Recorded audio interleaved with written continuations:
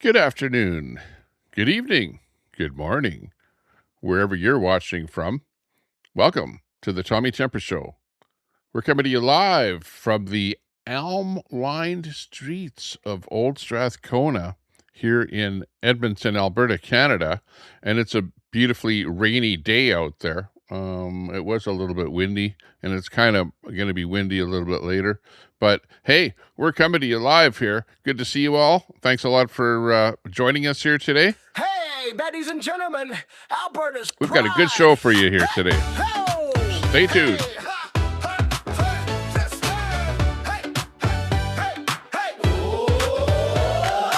Out in Alberta where the Rockies rise, Tommy Temper streaming with fire in his eyes from a lake house glowing in the moonlight's gleam. He's the YouTube king of the widest streams. Hey. Tommy Temper, you're a great Thank you very much. guy. Appreciate that. Souls with a spark in your eye.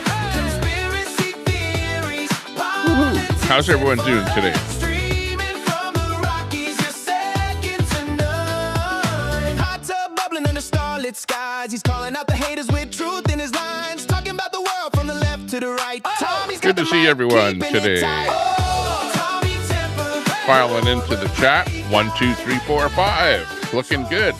Hey. Well, I'm feeling pretty good here today. Hello. Adjust me.11-G3H at Kimberly 5116. Oh, we got the chat reader on here today. Hang on. Let me take that off so it doesn't fight with me here today. But good to see everyone. Thanks a lot for joining us here today. We got Kimberly in there. We got Jen in there. More people popping in. Looking good. Appreciate that. Let me just go in the back end here and turn a couple of switches on here. I have to do that with every stream. Stand by.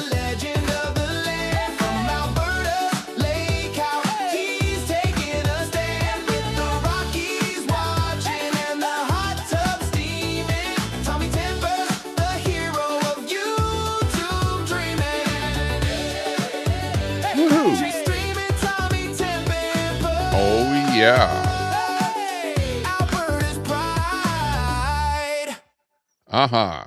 Well, thank you very much for joining us here today. We appreciate your company. And yeah, we've got a few things lined up to talk about here today. There's no doubt about that. Let me just save this a little bit. Go over and make sure that my live is looking okay. Just hang on a second. Let me make sure that my live everything looks okay. Oh yeah, even sound okay. I can hear my audio coming back, feeding back into the stream here. Looking good. If we got a mod in the chat there, a super mod that can turn on 1 minute before you can actually comment, 1 minute of subbing, that'd be good. Give us a thumbs up, give us a like or join the channel, whatever. We're doing pretty good there. Oh, actually, yeah, I lost about 100 subs there the other day when I was streaming, and I found out that people all over the internet were losing subs. Something was going on with the algorithm with YouTube, and whatever. People were just plain losing subs. Nancy, thanks a lot for subbing. Appreciate that sub. See you popping in there. Thank you very much, Nancy. Good to see you. And yeah, it's kind of an interesting day here today.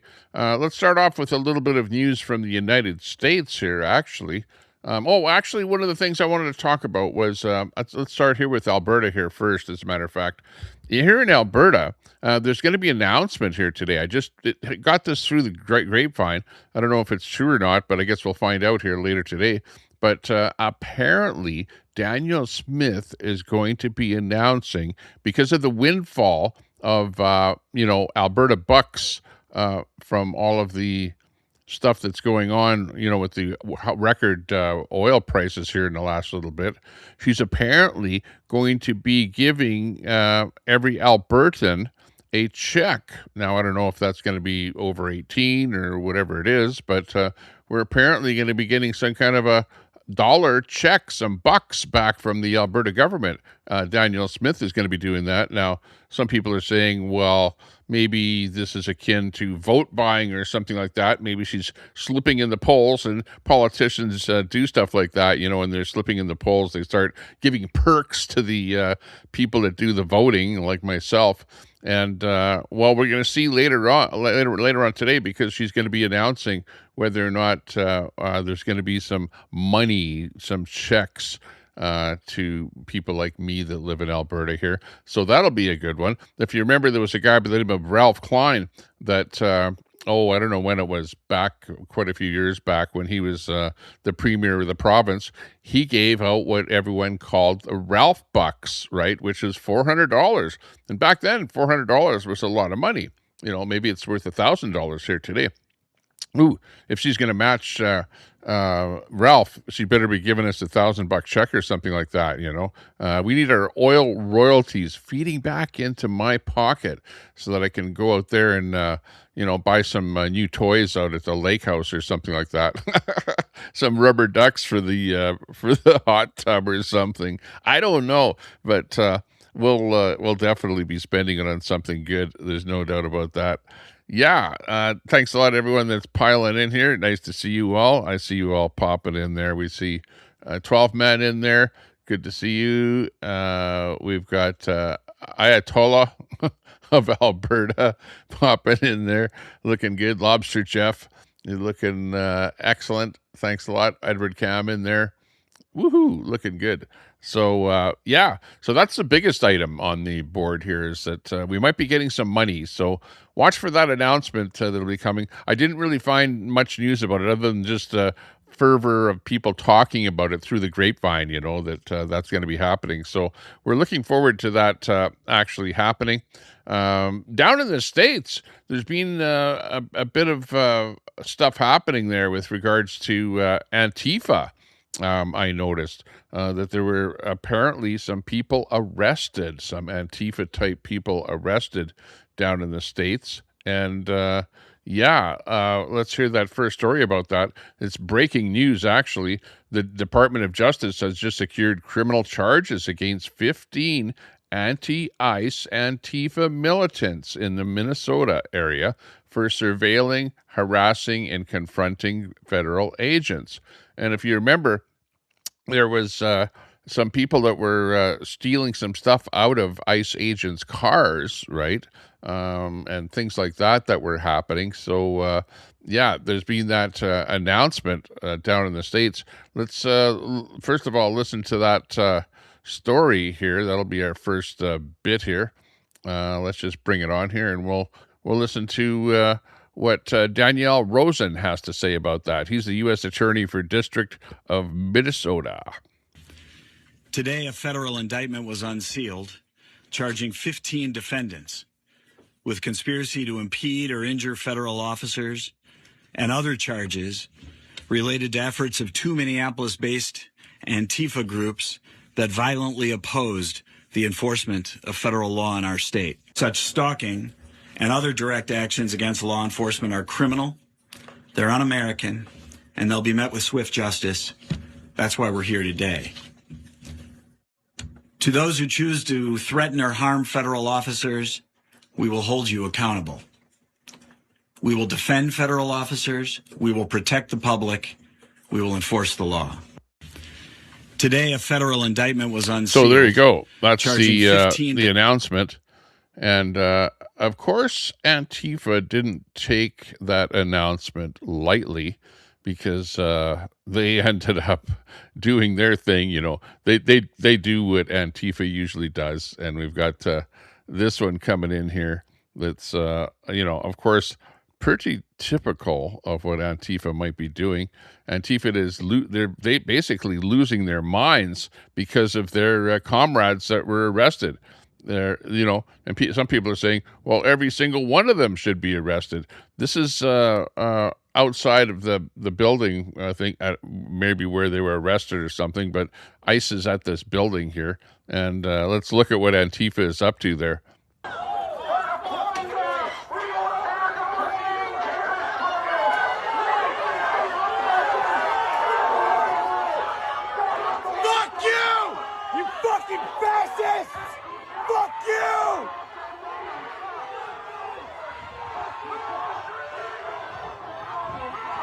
Oh my gosh.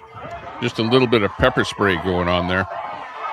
Emptying out their cans. Fuck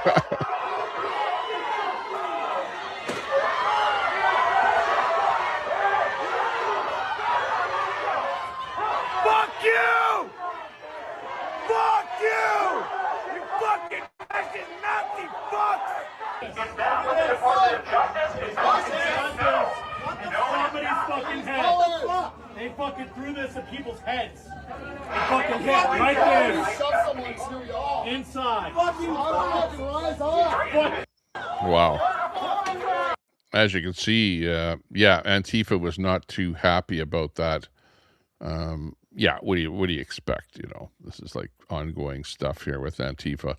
They're like, whatever is going. It seems like there's been a bit of an uprising with Antifa ever since Donald Trump has been elected, and well, he's basically been given a big push on ICE and stuff like that. You know, Antifa. Some people say that they're funded by a guy by the name of George Soros. I don't know if that's true or not. People in my area, you know, they've told me, no, we don't get money. Well, at least up here in Canada, you know. But you can imagine that there is some kind of funding potentially, probably going on. I don't know. Elon Musk is, you know, he's not happy with the whole thing either. Elon Musk declares an all-out war on George Soros, vows to crush the globalist billionaire. He spends half of his wealth influencing elections and paying professional protesters and rioters. It's about time someone showed him how powerless he can be. It's about time that somebody did something. Elon Musk declares an all-out war on George Soros. He vows to crush the globalist billionaire. Yeah, he spends half his wealth influencing elections and paying professional protesters and rioters. It's about time somebody showed how powerless he can be. Yeah, just to read that double. And yeah, I'm pretty much, you know, I've been watching this whole thing for, you know, quite a number of years here now. And, you know, all fingers point to him as being the money man on the whole operation. And, you know, he's probably still doing it to this day, to the point that Elon Musk is getting pissed off at him and using X to call out George Soros, as you can see. So, yeah, I kind of agree with Elon Musk that it's about time that somebody does something about the guy that's funding the whole thing. You know, I don't know whether or not they're going to be able to prove that there was any kind of a RICO type racket thing going on in the States with the Antifa that members that have been arrested. Of course, people are going to go, oh, well, can't be Antifa members because it's not a thing. Remember, Biden said, oh, Antifa's not a thing, you know. It's like typical for what they say. Oh, there's no organization in anything that they do. Yeah. Well, some people say that there's 80,000 people that are organized in Minnesota to be trying to take out ICE in Minnesota. So I don't know if that's true or not, but whatever. It's part of the lore of what's going on there now. We'll find out soon enough as to what's going on. Here's again. Oh, we've also got the Muslim thing going on there too, where they're causing an awful lot of strife all over the place. Oh, hang on. Let me just turn that music off there. And we've got this little clip here of a Muslim kid viciously bullying an elderly white man here. This kind of thing has to stop. Like, this is getting ridiculous out there. Absolutely ridiculous as to what's going on. In fact, I shouldn't even be showing this to you, but check this out. You know, like, look at, why should people have to put up with stuff like this? This is absolutely ridiculous. And this is a Muslim kid viciously bullied an elderly white man. This barbaric violence is disgusting and unacceptable. Time to slam the door on Islamic immigration and deport the Islamists before Western civilization is finished. What do you think about this? You know, that's not me that's recording this or posting it, but I'm just reading what's going on out there. People are getting awfully pissed off about people that are immigrants in the country and the way they're treating everybody else, you know. It's pretty crazy. Craziness out there. Yeah, I would have to agree with that one. Okay, we've got this whole thing that's going on here in Edmonton.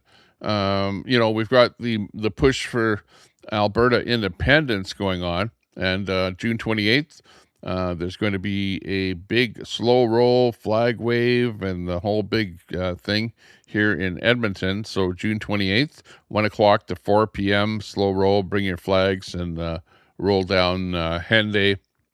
There's going to be people that are going to be waving flags and stuff like that. Lots of things going on, lots of posters online. Check it out over on X. Just go to X and do a search for Alberta, and you'll see a lot of this stuff will pop up there if you're interested in doing that. Flag waves can meet at Collingwood Road, Lessard Road, Anthony Henday Overpass, and then there's going to be a big slow roll starting at 266th Street, 114th Avenue, Atchison, if you live in Edmonton. So check that out. That's one of the things that's going to be happening on the 28th. That's a big one happening. Also in Edmonton, breaking news, we've got this story where we've got somebody has put some graffiti out here outside of a daycare for Muslim children on the north side of the river. And this is what it says here: protect women, rise against Islam. So the Edmonton City Police are investigating after Islamophobic graffiti was discovered near a daycare for Muslim children on the north side. So, is this a hate crime? I think that they're trying to pin it as being some kind of a hate crime. Well, protect women, I would have to say that that sentence or that two words would be a good thing. Definitely protect women. Rise against Islam, I guess maybe you could take that as being Islamophobia. I think that's a made-up word too, Islamophobia, that they came up with that because they didn't want anybody talking negatively about them. But anyways, this is where things right here in my own city are starting to pop. Maybe it has something to do with what's going on over in Europe, in the UK, where people are pushing back against stuff like that. Yeah, all words are made up. Yeah, exactly. I see what you mean.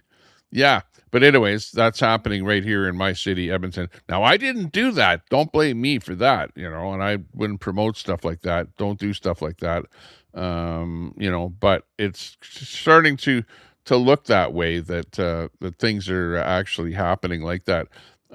This is coming in from the Fraser Institute. Alberta will thrive without being burdened by Canada. The Fraser Institute has just confirmed Alberta is literally Canada's money pinata for federal finances. Okay, check this one out here. This is showing us how much money is being supplied to Canada. So you see that big green line on the very left? That's Alberta. Oh, actually, let me, if I can lift this up a little bit here. Stand by a second to where you can actually see. Okay, yeah, that shows you a little bit here. On the bottom is the Alberta all the way to the left, and you can see the amount of money, and it's looking like about $321 billion. Not sure what the this is Albertans' projected net contribution to federal finances, 2007 and 8 to 2026-27, and it far exceeds the contributions from any other province. So check it out. Look at Quebec on the far right. Quebec is like, they're sucking $429 billion during that time period out of Canada. You've got Nova Scotia, Manitoba, New Brunswick, Newfoundland, Saskatchewan, and PEI are all negative. The only provinces that are really contributing appear to be Alberta. The majority is Alberta. Then you've got a little bit from BC and Ontario in there. So this chart really tells you what's going on here in Canada. Now imagine if Alberta split from Canada. Canada would be screwed, because what are they going to do? How are they going to get their money to pay all that debt? money that that Mark Carney is spending on, billions and, over $100 billion that he's spent. In fact, it's more than that even, because I haven't been counting for the last couple of months here, and he's buying fighter jets and all kind of stuff like that. So, it's not looking good for the rest of Canada if Alberta does split. Quack in there. Hey, Quack, good to see you. Thanks a lot for popping in. How's it going? Yeah, looking good. Trolls and hoes. Yeah, exactly. So, this is actually one of the stories that's going on right now, where Alberta is really contributing an awful lot to the well-being of the rest of Canada. And I'm not liking it at all. And that's one of the reasons that Alberta wouldn't have any trouble separating from Canada. We might be in debt trying to get different things going, as soon as separation happens. But over a period of time, we'll be doing quite well, very well.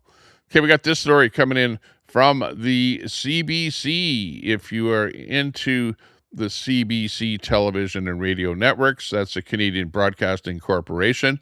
Apparently, high ratings are incoming because the CBC has scrapped NHL broadcasts. They aren't going to be broadcasting Hockey Night in Canada anymore, and they're going to be focusing on women's and LGBTQ sports programming, if you can believe that. So this is a win for you, Edward Cam and Al Munson, if you watch CBC and whatever. You guys will be feeling really good about that.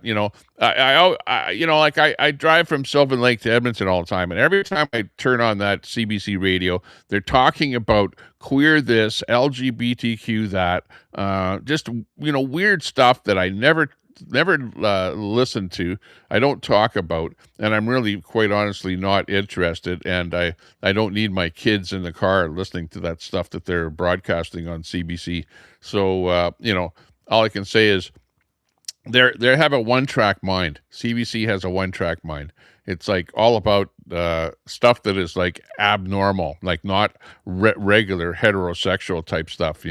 Like even on Mother's Day, last year on Mother's Day, they broadcast some kind of a queer thing. And I'm thinking to myself, geez, like at least talk about regular mothers and not people that are transitioning and stuff like that on Mother's Day. But whatever, that's CBC, and that's what's going on there. That one's for you, Edward Cam there. Yeah. What's LGBTQ sports programming? Yeah. Well, watch them, and you'll see what's going on there. It's going to be the kind of thing that you're going to like. Okay, what else is happening? Oh, we've got this breaking news story here in Sundry. Breaking news. Where's my breaking news thing here? I need the breaking news sound effect for this one here. Oh, yeah. Breaking news. Yeah, breaking news in Sundry, Alberta. The town of Sundry has they were going to have a parade, right, for the rodeo, because every year they have a parade and a rodeo, right? This story here is like, breaks the hearts of the children in Sundry that are so used to watching this parade. So anyways, I don't know who it was, but somebody entered a float in the parade that was going to have a bunch of Alberta flags on it. Not independence, nothing to do with independence. They weren't going to say independence, no signage with independence on it, but just Alberta flags on the float. And the town, or sorry, not the town, but the committee, I guess you could call it, for the parade rejected the float with the Alberta flags as being too political. Can you believe that? Too political. Our Alberta flag is just too political for the town of Sundry in the parade. And they've had that parade for eons there. And the parade is just before the rodeo starts, right? And it's going to be on Saturday. But, hang on. It's not going to be happening because what happened is they told the people with that float with the Alberta flags that they couldn't enter it in the parade. That was the first thing that happened. So then they got a bunch of blowback. Now, hey, as far as we're concerned, okay, so you tell us you can't have a float in there with the Alberta flag. Okay, no big deal. But the pushback on the whole thing with Albertans trying to enter a float with a bunch of Alberta flags in it, the pushback was so great to the committee. And I would imagine that the pushback is probably from those forever Canadian people, because they're so violent and so vulgar that that they're going to be sending messages, nasty messages and stuff like that to the committee. So what happened is the committee got so many nasty messages and stuff that and maybe there was threats against them and stuff like that. Yeah, they even said that, threats. But the Sundry, they rejected the Alberta flags as being too political, first of all, and which it was wrong in my line of thinking, because it's just a flag.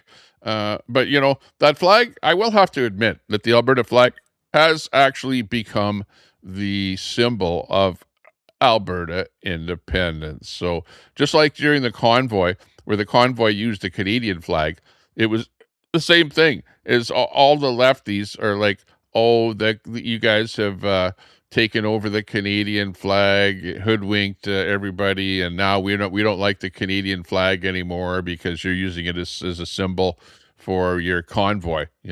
Well, now it's the Alberta flag here is what's happening. So what ended up happening is the town of Sundry, instead of just kicking that float out. Thanks a lot for that super chat. Hey, appreciate that. Thank you very much. Phoenix Tide. Canada's Whoa. next move: remove Jesus from church to support less recognized minority Satanists. Yeah, exactly. That's probably what'll end up happening. Canada's next move is to remove Jesus from church to support less recognized minority Satanists. Ooh, yeah, that might be what'll end up happening. Thanks a lot for that super chat. Phoenix Tide in there. Woohoo! Big ups to you. Thanks a lot. Yeah. So what ended up happening is that the town of Sundry has said, okay, because of all the blowback on this thing and because of all the nasty comments that we're getting and stuff like that, we're just going to cancel the parade. So the town of Sundry is going to cancel the parade. Oh my gosh. And all the children are no longer going to be able to see the parade. That's who actually is going to be suffering on this whole thing. The people, the children, kids are the ones that like the parade. Everyone in the town likes to sit out there and watch the parade. But because of the blowback, and it is probably the lefties that are in there doing that, because I can't see the right-wingers are going to get, upset and give threats to the town for the whole thing. So what's going to be happening here, interesting enough, is that on Saturday, there's going to be a group of people from Calgary and another group of people from Red Deer that are going to be driving in two separate convoys with a whole bunch of flags on their vehicles, and they're all going to be showing up in Sundry, okay? And the two convoys gathering together are going to be actually doing the parade. So it's going to be a parade of vehicles, a convoy of vehicles that's going to be replacing the actual parade in Sundry. Now, there's also probably going to be a couple of floats, because I think that some people are being invited to have their floats in the parade as well. Maybe some of the original floats are going to be there. So it'll be the Independence flag wavers that are going to basically do the parade for Sundry. And I am seriously thinking of going down there and being part of that parade. I'll be in Sylvan Lake on Saturday, I believe. I will. I'm not sure, though. But if I am there in Sylvan Lake, well, it's about an hour drive to the southwest of Sylvan Lake to get to the town of Sundry. And if I do go there, then I'll be going live on Saturday. And we'll be videoing the parade so that you'll see that on our on our show. So look forward to that happening. That's one of the big things happening with the parade. Let's see. So yeah, Albertans will be getting some money. We've got the Sundry parade thing going on there. It's actually, some pretty exciting stuff happening. I'm looking forward to that happening myself. Let's say whoop whoop, big ups to that one there. We've got some myths about Alberta independence here. Some things going on here. Number one is the myth is that Canada owns the oil. No, Alberta owns the oil. That's what the whole thing is about.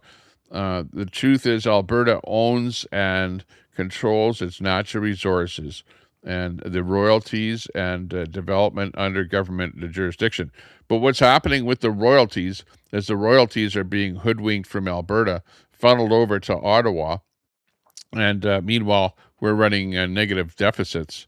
The other thing is support for Alberta independence is just a fringe minority. No, 300,000 people actually signed the petition to go for Alberta independence. So it's not just a fringe minority, that's for sure. It's actually a pretty big group of people. The next untruth is Alberta would fail because it's landlocked. Yeah, people are saying that. Oh, you guys aren't going to be able to do anything because you're landlocked. There's no ocean or whatever. We're already shipping oil to the coast. We've got the railway. We're shipping rail cars of oil. We've got the pipeline down to the States.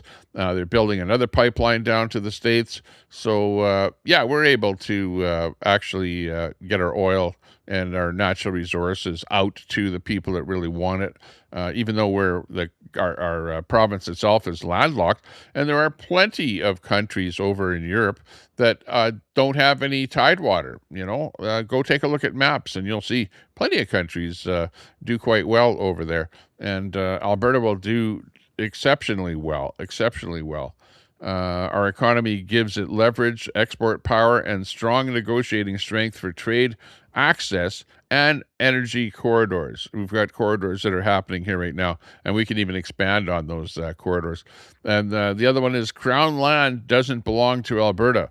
And the truth actually is Alberta administers most provincial Crown land.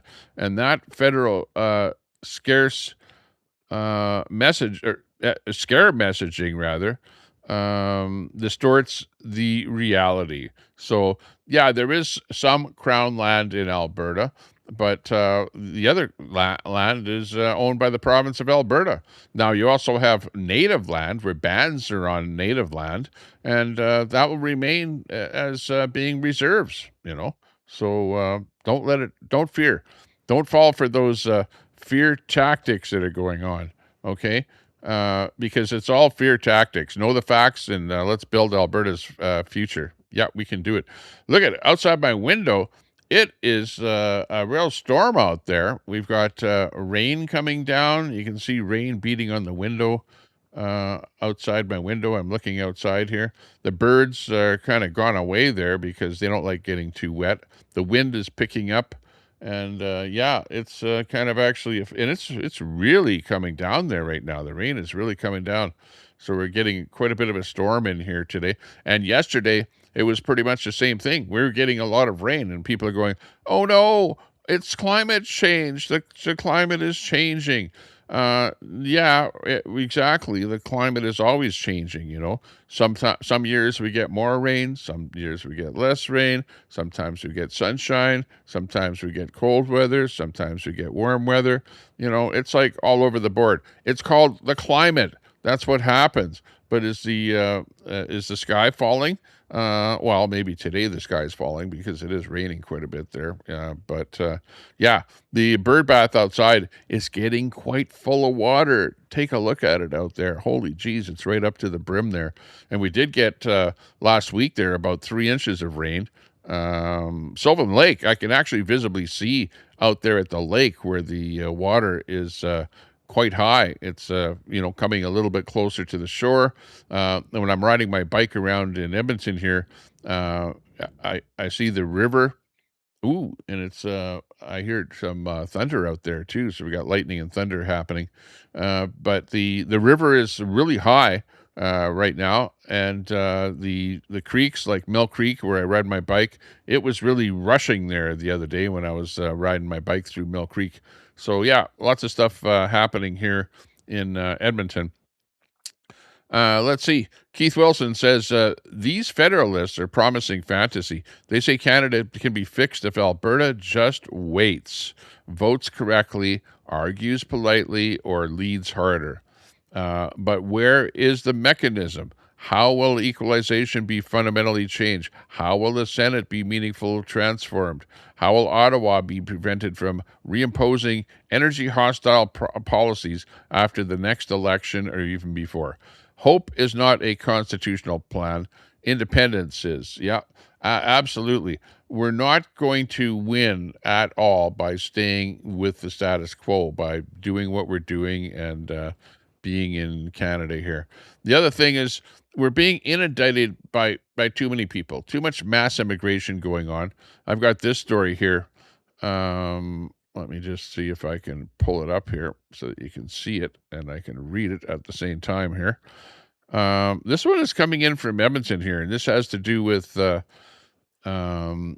immigration here in Canada. And it's getting, where you're hearing about these rape gangs and stuff like that over in Europe. Yeah, well, we're suffering from that same stuff here in Canada because we've got similar immigrants coming over here with their similar ideas going on. We've got this story coming in here. It's somebody posting this on X right here from my own city saying, "Hello, I'm hoping you can share this information.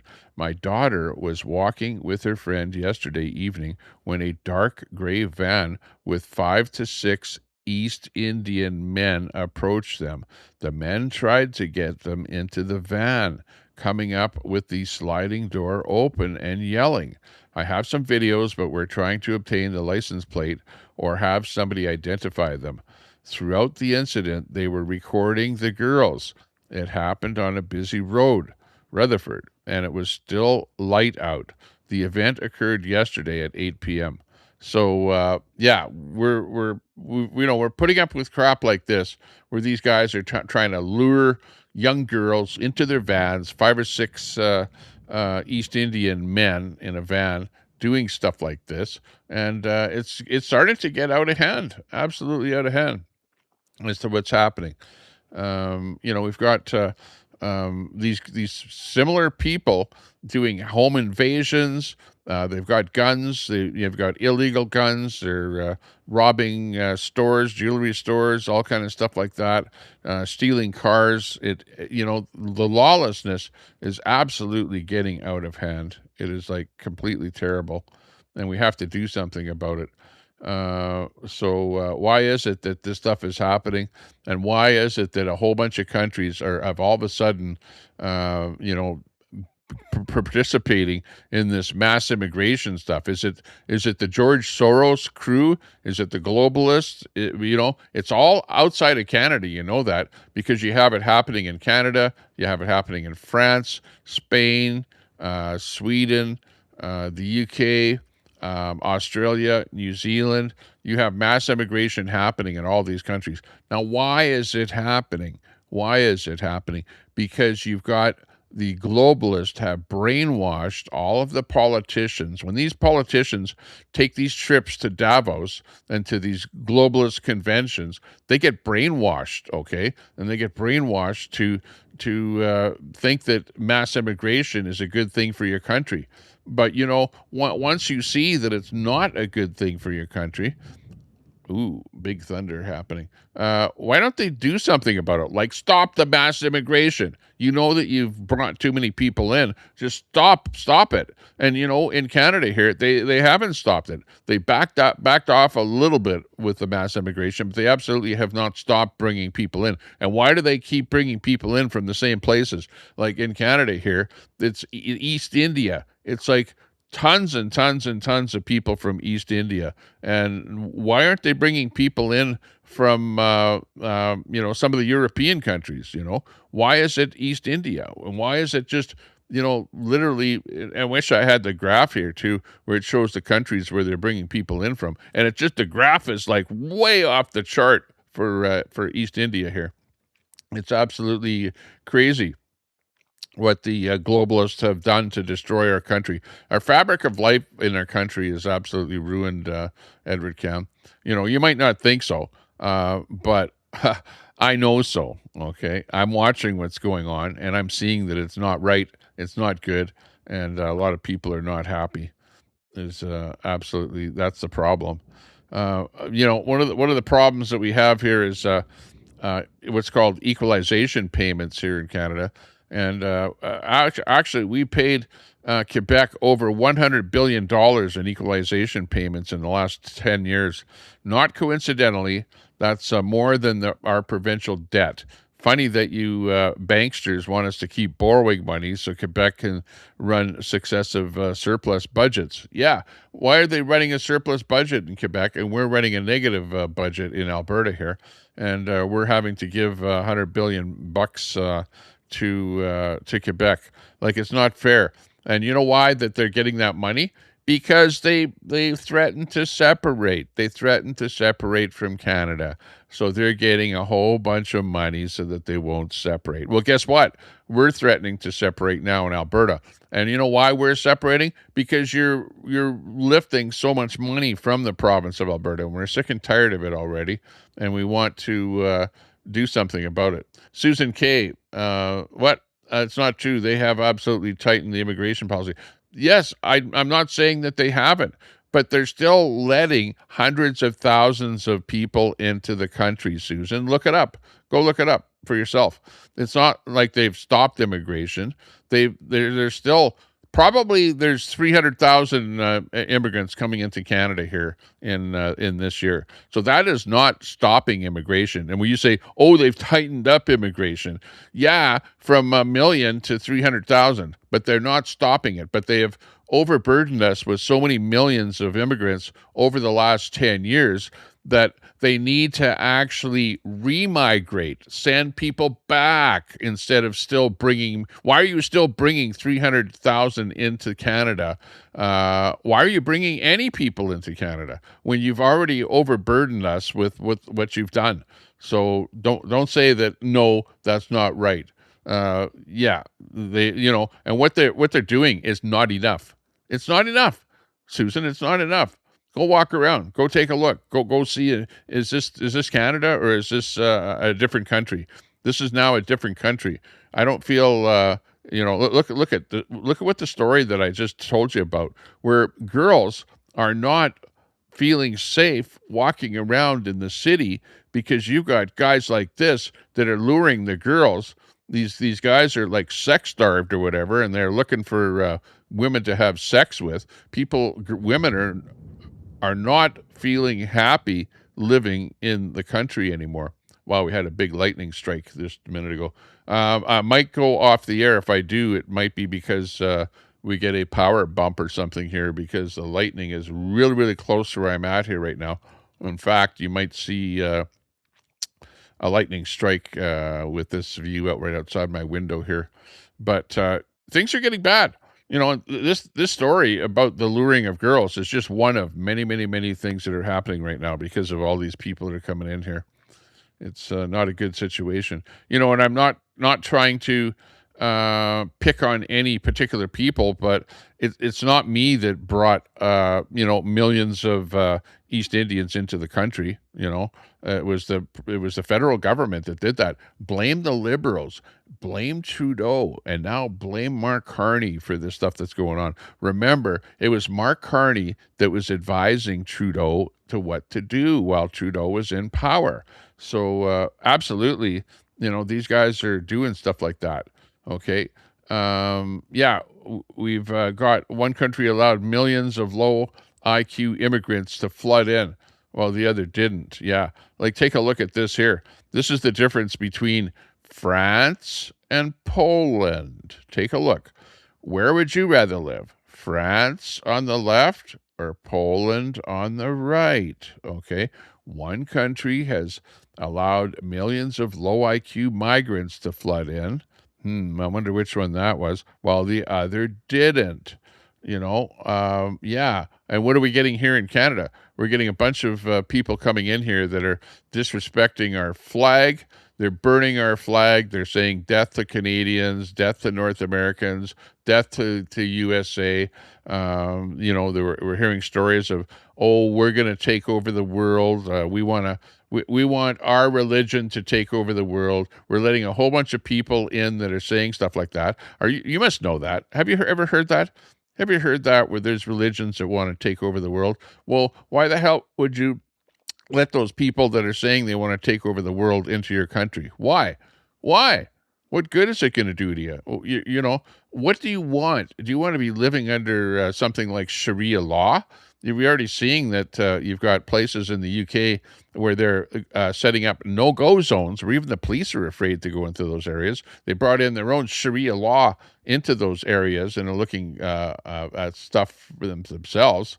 And it's gone to the point that average people are afraid to walk in those areas. Look at have you seen the city of Brantford is a really good example in Canada. Brantford, okay? Do some research on Brantford, Canada. Find out what's happening to that city. Find out what regular people are feeling like living in that city of Brantford in Ontario, okay? Really, honestly, Edmonton is not all that much different, really. I look and see who's working at the 7-Eleven store, who's working at the fast food A&W, who's working at the Wendy's store, who's working at the Tim Hortons store, who's working at the at any store at a retail level. It's not regular Canadian people. It's a whole bunch of temporary foreign workers that they're bringing in, or they're immigrants that they're bringing in, and it's like the fabric of the economy has changed. The problem is that guys like Mark Carney, who think that they know what they're doing, are actually trying to increase what's known as the GDP of Canada by bringing immigrants into the country. That's what they're doing. They're going, oh, we have to increase the GDP of the country. How are we going to do that? We have to bring in more immigrants, right? And that's what they've been doing for the last 10 years. They've been trying to prop up our GDP instead of actually working on having people start businesses and produce real things. Maybe put up some tariffs against this Chinese stuff that's coming into the country and start producing more of the stuff ourselves. Maybe we could have factories producing shirts, maybe socks, maybe underwear, maybe blue jeans, maybe all kind of stuff like that. Maybe we could be producing that kind of stuff in Canada instead of buying that cheap stuff from China and putting the companies like, there used to be a company in Edmonton called GWG that manufactured blue jeans, and they got undercut by when we started trading with China, and they had to shut down the entire factory. Hey, that's what's happening right across Canada. Oh, and what are we doing now? We're bringing in cheap Chinese cars. It's like we're gonna build our own cars in Canada here. And then what does Carney do? He brings in cheap Chinese cars. But he goes, shh, hey, Trump, we're only bringing in 49,000 cheap Chinese spy cars. And Trump goes, well, yeah. Yeah. Well, Carney, not a good idea. Not a good idea. If you want to have any kind of an automotive industry in Canada, you don't bring in cheap Chinese cars to undercut any kind of an industry that might flourish here in Canada. We're not going to be building anything in Canada here.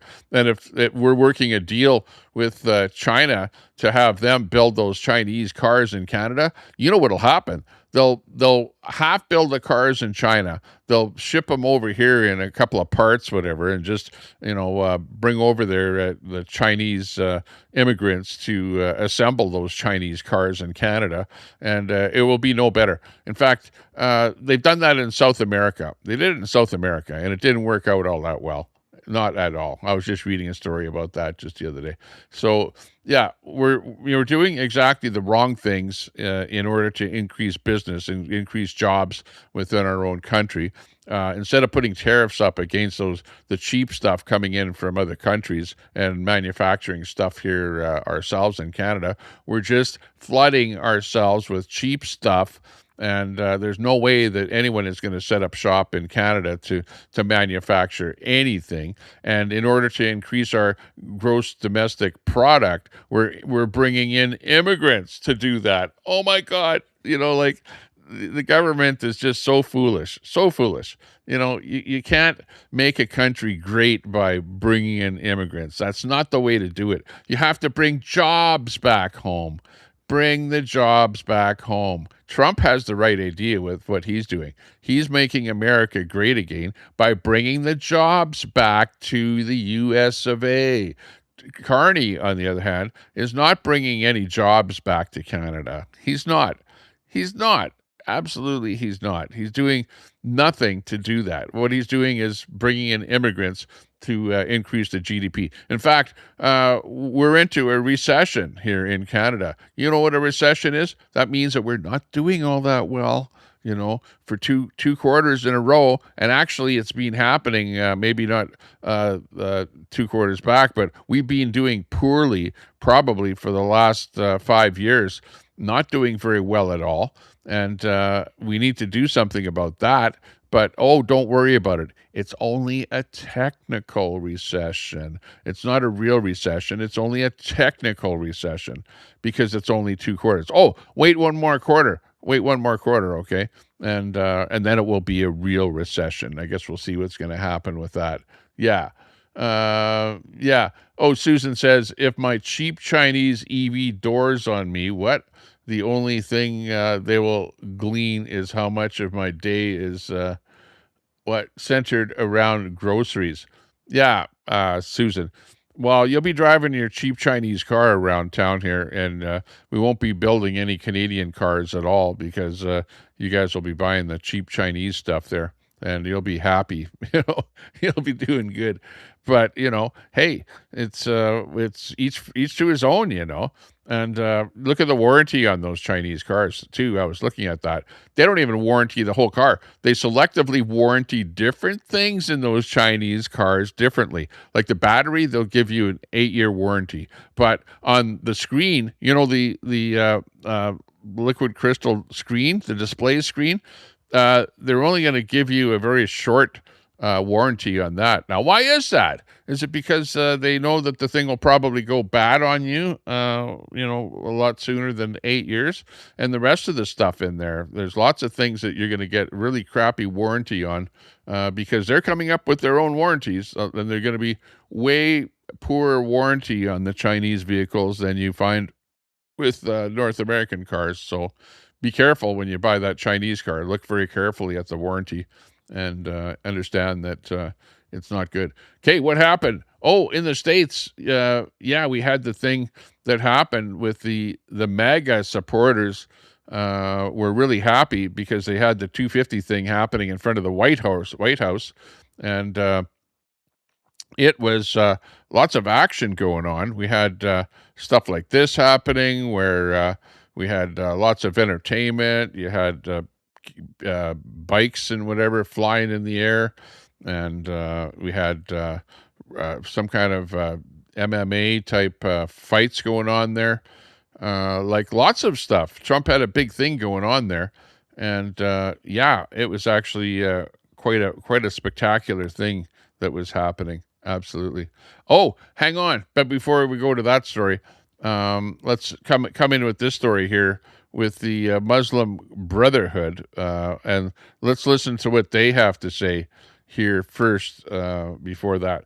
The Muslim Brotherhood, which is leaders, and they openly explain how they plan to take over America and Europe. Maybe you haven't heard this before, and you're going, nah, keep on with the mass immigration. Keep bringing them in, and you maybe haven't heard what's actually going on here. Let's listen to this little story here, this quick little quip here about the Muslim Brotherhood here. Okay, what do they have to say? Let's hear how nice they are here and how they might be affecting your life here. 700 years of our trial to conquer Europe by force failed.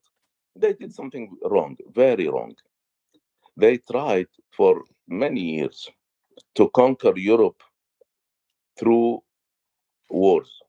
only wars.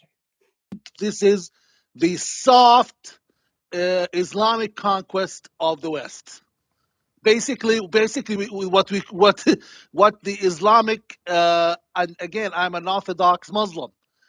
What we couldn't do in the last, say, 20 years, now the West is doing it for us for free and even paying for it. Allah permitted them to live off the infidel while they are subduing them. So it had sort of a parasitic type of attitude where they can live off of the host country, where their goal is to eventually eradicate the host culture and supplant it with Islam. 700 years of our trial to conquer Europe by force failed. They did something wrong, very wrong. They tried for many years to conquer Europe through wars, only wars. This is, You see? Are you listening? They tried to conquer Europe through wars, and it didn't work. So now it's a soft invasion is what they're actually doing. And I'm not making this up either. You know, you guys might go, oh, you're just fear-mongering, whatever, blah, blah, blah. But now there's a much easier way. We can peacefully infiltrate via immigration with the help from naive Western governments and voters, just like you. Are you naive? Are you going, oh no, don't worry about it, you know? And you know, there are going to be those of you that say, well, no, I have a friend and my friend is such a nice person, okay? It's a numbers thing. It's a numbers game, okay? The nice people are nice for a certain amount of time until the numbers are there. Have you seen the pictures in places like Toronto, the larger cities where you have larger numbers, or in Montreal, where they go out into the streets and they show force by all praying in the middle of the street, where you see literally hundreds of people blocking traffic, taking over, showing their numbers, showing their force, and praying out in the streets. Have you ever traveled to a Muslim country? Have you ever seen them praying out in the streets in the Muslim country? No, because they don't do that. They don't do that over in their countries. They don't. They go to the mosque. They pray in their mosques. I've been to lots of Muslim countries, and I've never once seen, 50 or 100 or 200 people praying out in the streets in a Muslim country. Never, ever. So why are they doing that here in Canada? Because it's a show of force. They want to show you and I that they have the numbers. They're not just a small potato thing that's going on, and that there's more and more of them happening all the time. And, they don't just have small families. It's just not a guy, or a married couple. You usually have lots of kids, lots of children. So they're coming in and they are populating like crazy. And just like these guys are saying, it's a soft takeover that's happening. And, you guys, everyone is going to say, yeah, well, Tommy Temper, you're racist for saying that. Call me whatever you want, but I'm not racist. I'm just pointing out exactly what's happening. You can believe me or not believe me. I'm not trying to be racist in what I'm saying. I'm just plain pointing out the obvious. Some of you don't understand what's going on. Some of you have never heard this before. Some of you have heard it, and then you go like over your head, where you go, oh, wow, you're just crazy and you're a conspiracy theorist and blah, blah, blah, the rest of it. But take it at face value, or, if you don't like it and you're just going to hide under a rock or hide in your house and you're not going to go out shopping and see what's going on, go out shopping. Go shopping once in a while. See who's out there. See what's happening. Go over to your Costco store or to a Walmart or any kind of a, big box type of a place and see who exactly is there. What's happening to your country? Is your country the same as it was? or has it changed? Okay, and is it changing? Are we experiencing a soft takeover to where eventually, once the numbers are there, and once the people have taken over our governments, that's why I say you should be born in your country in order to be a politician. Okay, because what happens is you have the newcomers coming into the country, and then they right away jump into your government, and then they start pushing stuff in the government. Like one of the things that they've pushed, I noticed that, which was a few years back, is they pushed in Islamophobia laws. Well, why would they do that? Why? Do we have Christian laws? Do we have, stuff like that where you can't talk badly about a Christian? I don't know that we have anything like that. So why is it that we have Islamophobia laws? Oh, it's so that I won't talk badly about them. I'm not talking badly about them either. I'm just pointing out the obvious. I'm pointing out exactly what's going on. I'm not happy about it, and you shouldn't be happy either. It's all fake news. It's phony stuff. It didn't happen.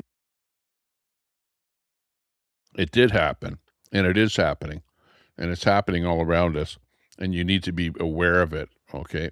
Don't be just, like I say, hiding with your head under a rock and not, watching exactly what's happening. We need to be more aware of where we live and what's happening to the land that we live in. Eventually, imagine Canada or the USA in 20 years from now. You continue on with mass immigration. 20 years from now, it's going to be, well, you better be changing your religion.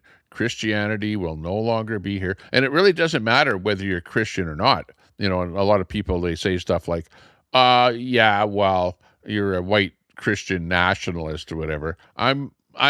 My background is Christian, but I don't go to church every day. I have Christian values. I would say that I have Christian values a lot more than I have Muslim values. And remember what Carney said? Carney said Muslim values are Canadian values. Well, what? Sharia law? Do you want Sharia law? Do you want to be wearing a burqa? Do you want to be wearing a letterbox like this where your eyes are looking like this? And I saw 2 women wearing letterbox burqas in the last week. Okay. One of them was outside of a convenience store where her hubby or whatever was walking with her down the street. And another one was I went for a bite to eat in a chicken joint. And, the 2 of them show up there, and she's all dressed all in black with just her eyes like this looking out of her outfit, and she didn't even look at me, she was afraid to look at me. And apparently she's wearing that thing so that her hubby, doesn't, or her hubby is able to control her and make sure that no man even looks at her. And do you want that? Do you want to be wearing that kind of a thing? Is that the society that you want to be living in? That's what they're fighting for over in Iran. Iran was taken over by the Islamic regimists. They were Christian. The Persian people in Iran were Christian people. They were taken over by the Ayatollah Khomeini and his Islamic regime, and he forced the Islam way of life on them, to where the women were wearing miniskirts, bikinis, and having fun and dancing out in the streets and doing all kind of stuff. And then all of a sudden they had to all cover up and make sure that they're not dancing in public or anything like that. And no stuff that you would have in a Western world. So yeah, pretty crazy. Craziness. Oh, hang on here. This is a weird one here. Oh, it's such a October.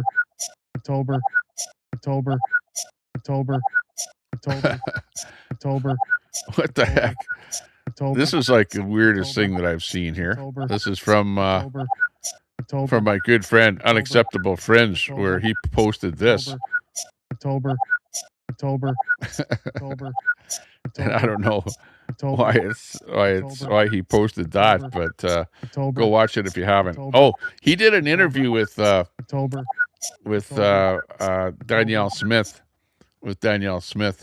the other day on Friday. It was, eh? So it's over on Unacceptable Fringe's channel. So go over there and watch that interview with Danielle Smith.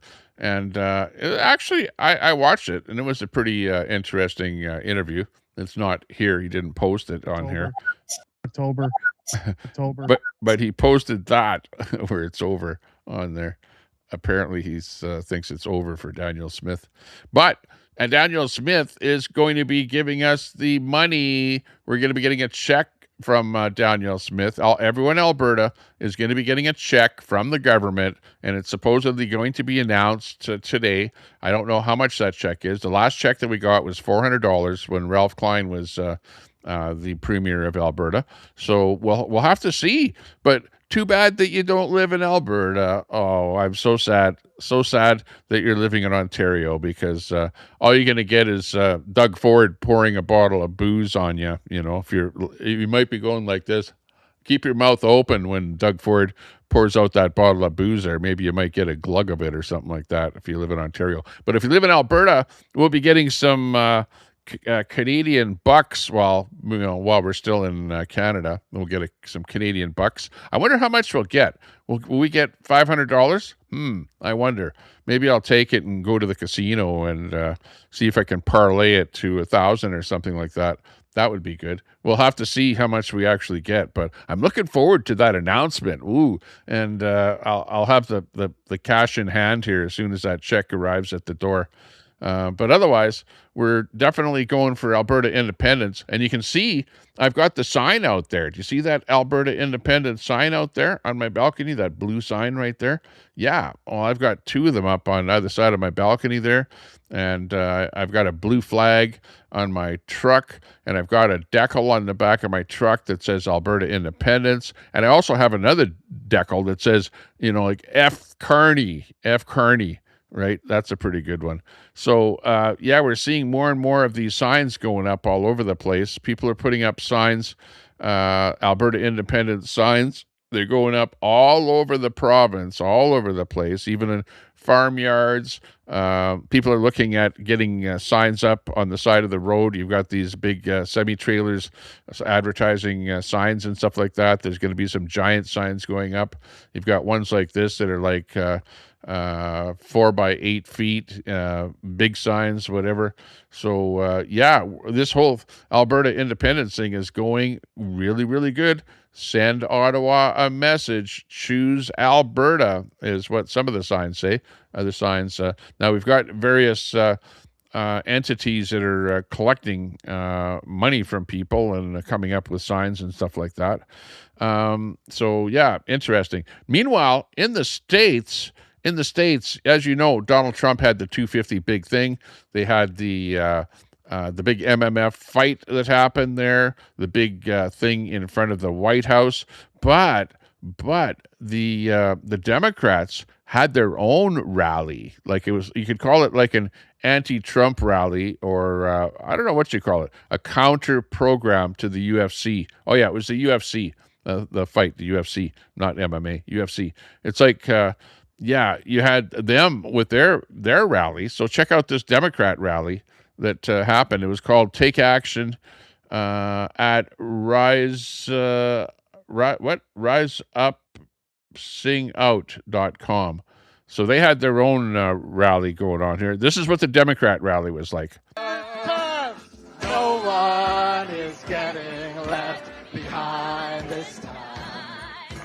No one is getting left behind. Al Munson, this one's for you. No one is getting left behind this time. Cannabis Rex, you're on this side here. Together or never. This is the Democrat side over in the States. No one excellent. Great. Behind this time. No one is getting left behind. Not this time. No one is getting left. Oh, I wish I would have been able to watch the whole event. It just sounds so exciting. No one is getting left behind. Oh my God. No one is getting left behind. not this time. No one. What do you think of this one? This is for all the Democrats out there. Get there together or never get there at all. No one. Oh, geez. Hang on. I can't handle that. I can't handle any more of that. That's how bad that is. That's no. Even I could sing that. No one is getting left behind this time. No one is getting left behind.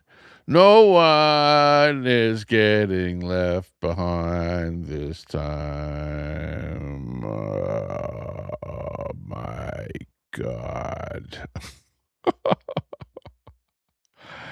But wait. There's more. That wasn't just it. There was more entertainment that happened. There was more singing, more festivities, and just as great. It was a fun time. The Democrat anti-Trump rally that was going on. Let's see if we can put up with this one. Oh, you fascists bound to lose. You're bound to lose. You fascists bound to lose. Hey there, all you fascists. Let me put you straight. When you come for the rest of us, we'll fight you at the gate and you will lose. You fascists bound to lose. Oh, my God. Oh, you fascists bound to lose. You're bound to lose. What's she saying? You fascists. She's calling, it's the Democrats. They put on an act where they're actually calling people fascists. Oh, my God. Fascists bound to lose. Hey there, all you fascists. Let me put you straight. When you come for the rest of us, we'll fight you at the gate and you will lose. You fascists bound to lose. Oh, you fascists bound to lose. There's another one for Al Munson. You fascists bound to lose. Hey there, all you fascists. Let me put you straight. When you come for the rest of us, we'll fight you at the gate and you will lose. You fascists bound to lose. Yoo-hoo. Oh, you fascists bound to lose. You're bound to lose. You fascists bound to lose. Oh, my God. I can't listen to this anymore. What the hell's the matter with you Democrats? What's the matter with you people? Unfrickin' believable. Meanwhile, Trump, was like, it was like the biggest and best thing since sliced bread, had the jets going over, jets flying and all kind of stuff going on there. It was like, wow, like great times. Meanwhile, these guys are shouting crap about the fascists. Let's check out this one here. This one might have some music. No music. Meanwhile, at the Trump event,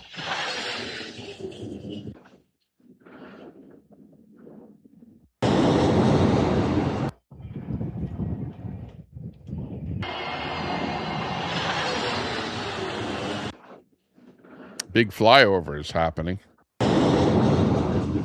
and fights going on in that big in this big thing here that was set up in front of the White House. Flybys happening. Just exceptional times going on there. And hang on. Let's see. There was this bit here from one of the fighters here. Now, I'm not really into the fighting thing, but this was actually going on there. Let's see. And Josh Hokett is who's talking here. Let's listen to what Josh Hokett has to say. Apparently, he was the winner of the fight here. And let's see what he has to say here after the event. This here, you can't make this shit up. Is yeah.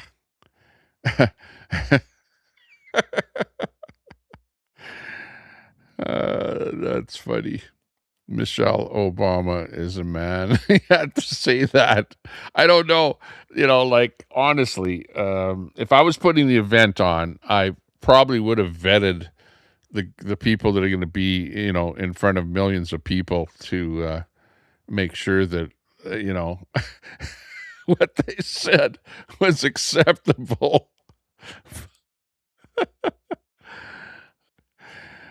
That is funny that he would say that. That topped off the whole Trump event right there. That was like the pinnacle of the whole thing. Oh, you can't make that up. Yeah, I had to laugh when I saw that. I couldn't believe it. I couldn't believe that he would say that. I don't know. Is Michelle Obama a man?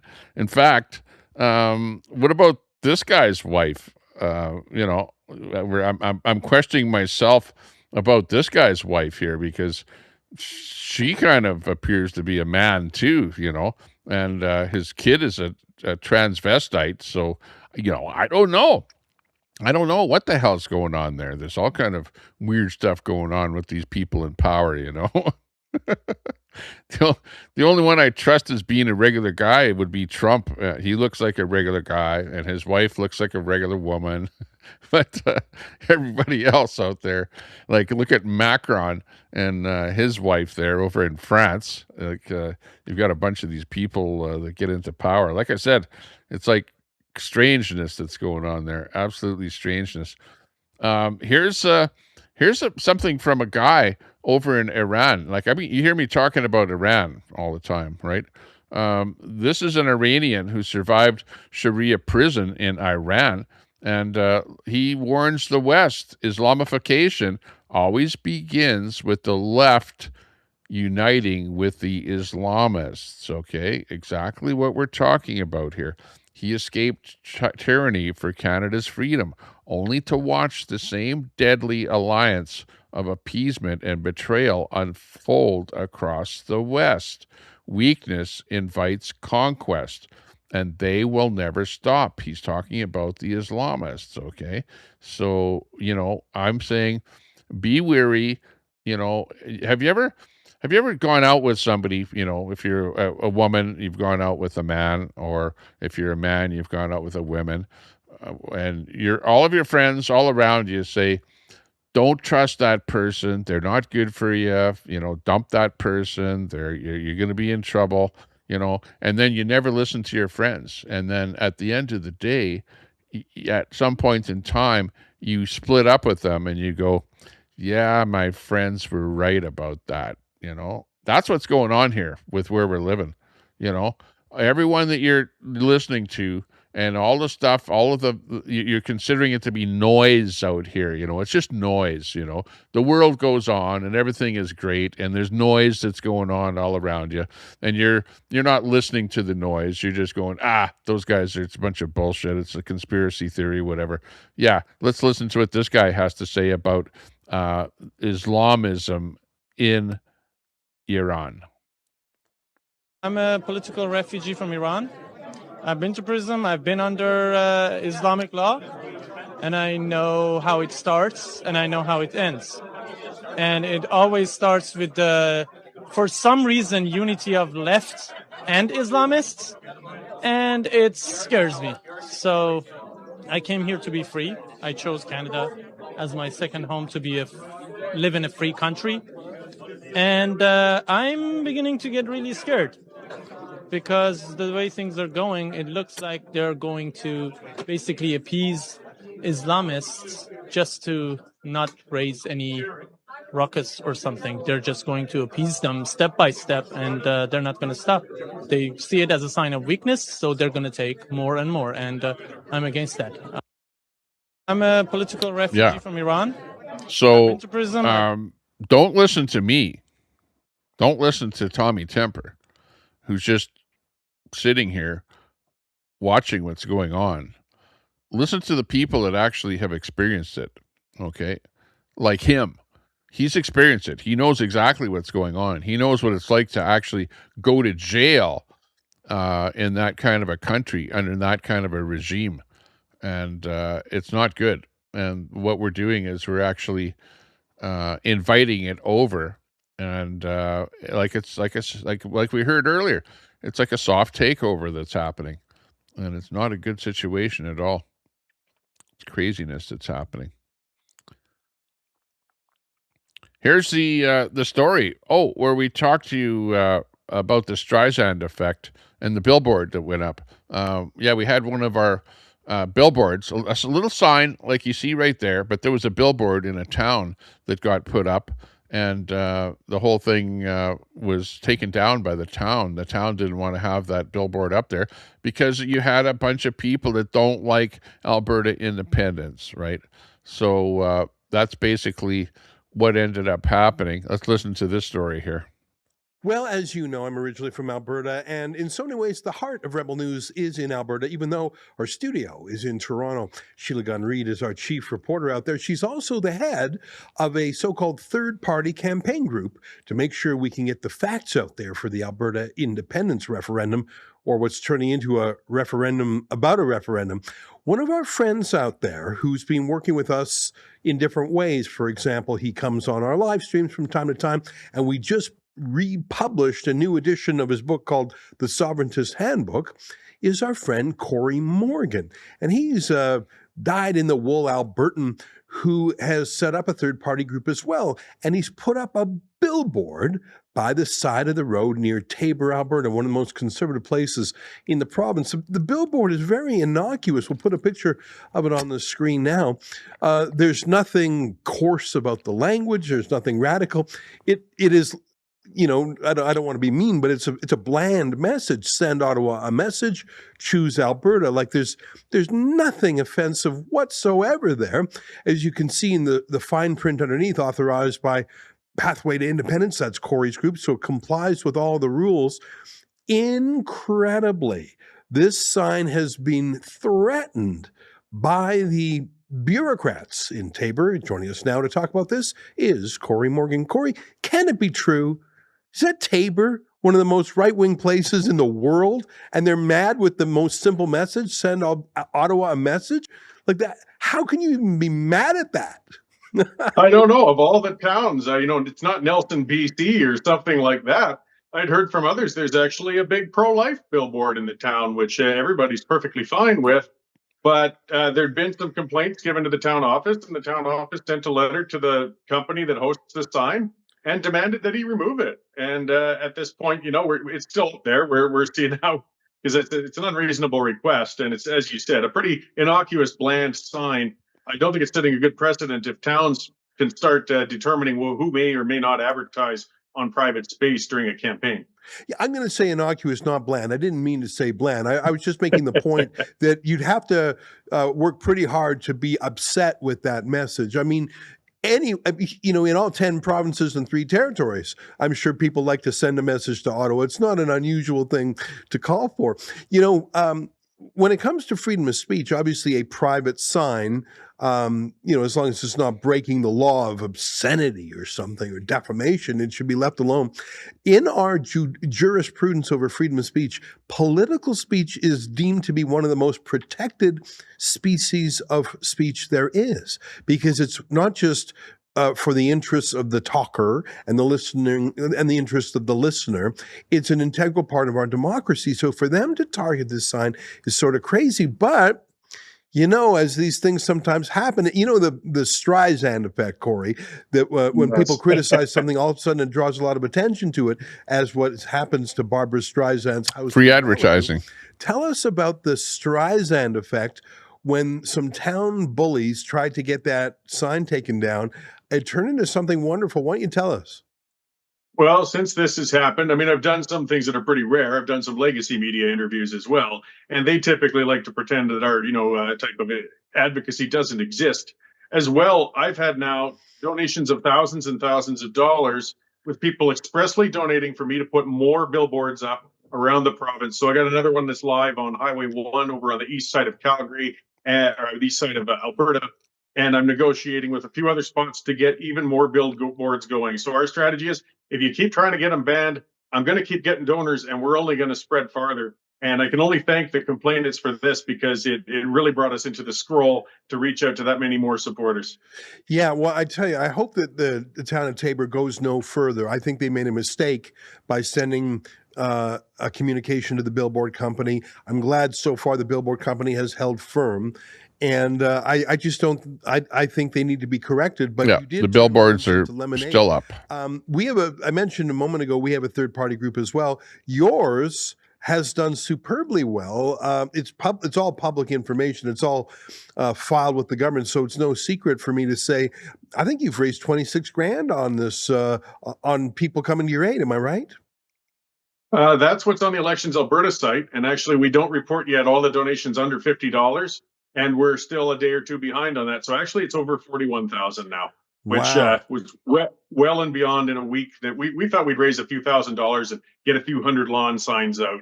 And this is people were obviously eager to find something to start moving a campaign along here. So it's been fantastic. Great. Well, good for you for standing firm.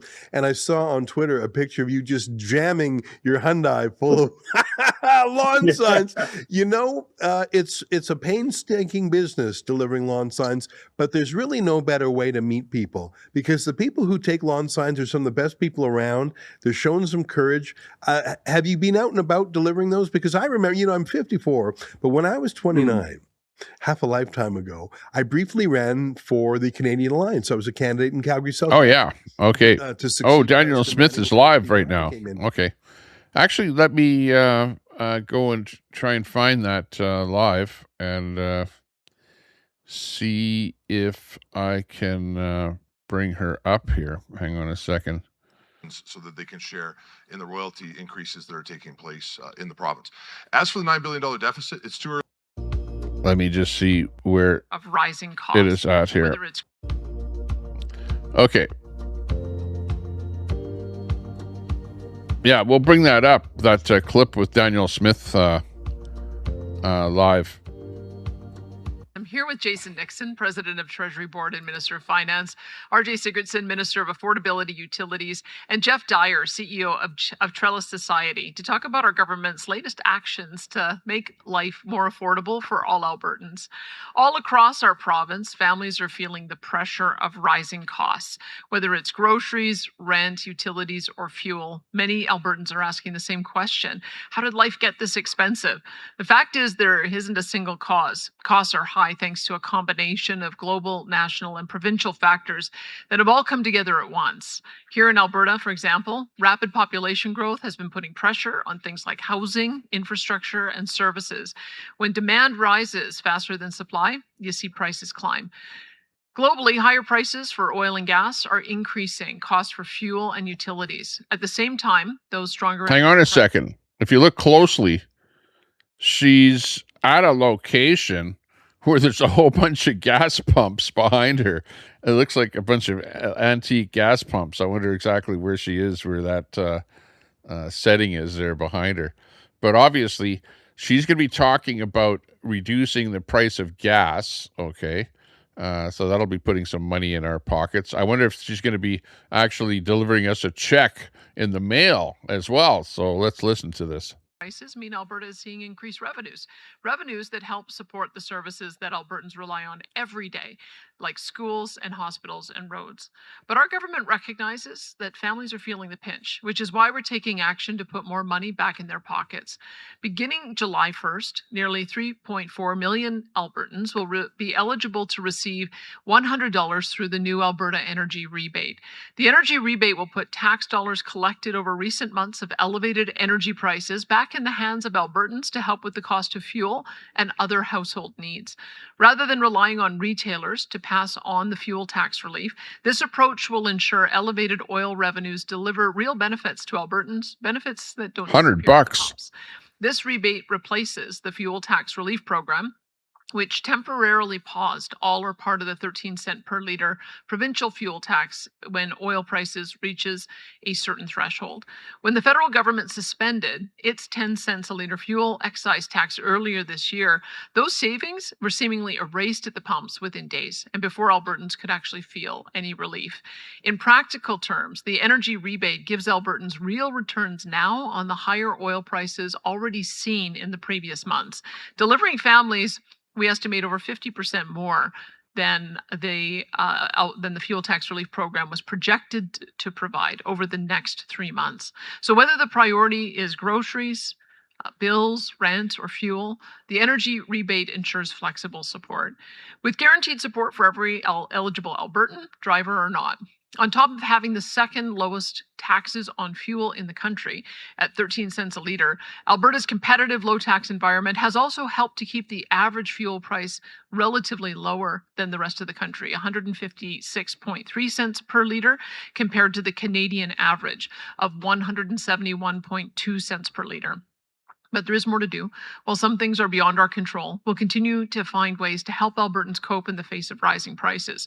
We're engaging with grocery retailers to find ways to address the rising cost of essential food items, and we continue to focus on long-term affordability, including lowering personal income taxes so families save up to $1,500 per year, cutting red tape, and working to promote a strong and growing economy that creates more jobs, opportunities, and stability, and put real dollars back into the pockets of Albertans.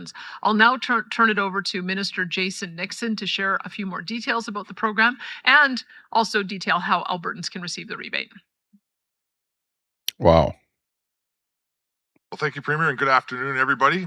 When oil prices are high, everyone feels it, not just at the pumps, but in the price of groceries, utilities, and everyday goods. Albertans deserve relief and the freedom to use the relief where and when it matters the most for their families.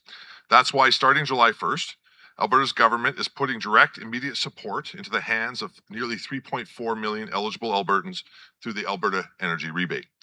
Every eligible Albertan will receive a guaranteed $100 payment. A two-adult household will receive $200, and families can receive an additional $100 for each eligible adult child and family member living in the same home. We trust Albertans to know what their families need most, whether the pressure is on groceries, rent, bills, or fuel.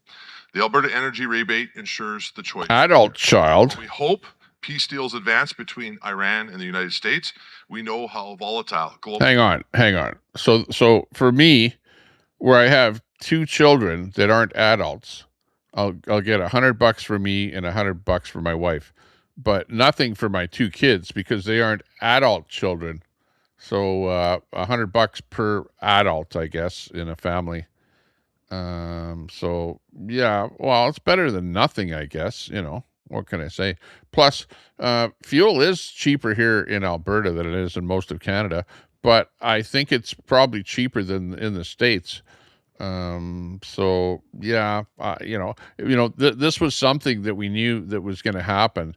But I was hoping for a little more than that. That's for sure. Like Kinna says there, yeah, $100. Yeah. I'll be taking my $100 to the casino and seeing if I can parlay it to 1,000. Okay, let's see how that works out. Conflicts and reactive oil markets can be, and the major impact they have already had on the costs to Albertans. We have seen average prices of gas in Alberta over the past month alone from lows of $1.50 to as high as $1.80 just over a month. The Alberta Energy Rebate, yeah, 170 is a good number. In recent months of 169 prices and returns it directly to the pockets of Albertans, so they can see relief now rather than waiting for relief to hopefully materialize at the pump. The reality is that the government has very little ability to influence gas prices, and when gas is sitting above $1.60 a liter, whether you're paying 13 cents in fuel tax or not, that's what Albertans notice. We saw that when the federal government suspended their 10 cents fuel tax this year. Those savings were erased at the pump within days before Albertans could actually feel that relief. And with price fluctuating the way they are now, provincial tax relief can disappear just as easily before anything actually benefits. The Alberta Energy Rate delivers relief immediately and avoids that volatility. On average, eligible Albertans will see over 50% more savings per person than the fuel tax relief would have provided, especially if oil prices continue to drop. And unlike fuel tax relief, this rebate reaches every single Albertan, driver or not. This includes seniors, vulnerable Albertans, transit users, and remote workers who would not have seen 1 cent from fuel tax relief, but are still dependent on increase in affordability prices because of the price of oil. Any Alberta resident 18 years or older who has filed the 2025 tax return and has a household income of $225,000 or less is eligible. That's around 70% of Albertans, 85% of adult Albertans, 3.4 million Albertans to be specific. Albertans that are receiving the Alberta Senior Benefit, AISH, ADAP, or income support will automatically be enrolled. No application needed. Starting July 1st, all other eligible Albertans can apply through the secure online portal available at alberta.ca. The application window will run until September 30th, and we want... Yeah, you're right, Big D. We'll get $100 each and cost $600, and well, definitely we'll be paying for administrative fees. They should have just reduced the price at the gas pump, is what they should have done. Then there's no administration fees, you know. That would have been the right thing to do, and they should have done it not right now, but they should have done it a few months ago, because now the very latest price for oil, let me just take a look here, is about $75 for WTI crude. There's the latest price there. Look at how it's dropped down. Trump announced that he's got a deal with Iran, and do you see how just in the last little bit there, the price of oil has dropped down, and it's kind of staying down too. It hasn't popped back up again. So I don't know if that war is over or not, but apparently the price of crude is looking at that. Now, oil was at about $60 a barrel before this whole war thing happened. So it's popped up to, you know, it was over $100 a barrel. Now it's down to 75. So that's where we're at with that price of oil here. But whatever. Hey, what's your province doing? Are you getting any bucks in your pockets wherever you live in Canada? No, it's only here in Alberta. We're like, we're reaping the benefits of living in Alberta. You know, we don't have provincial tax here at all, but we do have the gouge and screw tax. Why the hell doesn't the federal government get rid of the GST that we pay on our fuel, on all of our fuel? That's ridiculous. Every Albertan to take advantage of this. The Alberta Energy Rebate builds on the foundation that already makes Alberta one of the most affordable provinces in our country. The lowest personal income taxes, the second lowest fuel taxes in the country, and no provincial sales tax. We know there is no simple fix for the global economic pressures Albertans are facing. That's why the Alberta Energy Rebate is better, targeted, and a tangible solution for today's challenges. It reaches further, delivers more, and puts guaranteed money in Albertans' pockets. And our commitment... Well, yeah, Big D, with your paycheck, we pay about 40%, between 40 to 50% tax. You know, if you're a working person in Alberta, and the majority of that is federal income tax, and you have to use that money in order to buy fuel. So you're already being taxed, and then you're taxed on the fuel. So it's just tax upon tax upon tax upon tax, and then GST on top of that. It's like, it's insidious what's going on. And that's another reason why Alberta needs to separate from Canada, because this whole tax thing is just a bunch of bullshit. Just get rid of it, become an independent country, and we will absolutely be putting more money in our pocket as an independent country. Absolutely. Should oil prices remain elevated, we will continue to explore the best options for delivering relief for Alberta families in future quarters. Thank you for being here for our announcement. I'd like to call upon my friend, the Minister of Affordability and Utilities, RJ Sigerson, to talk about how this impacts his department.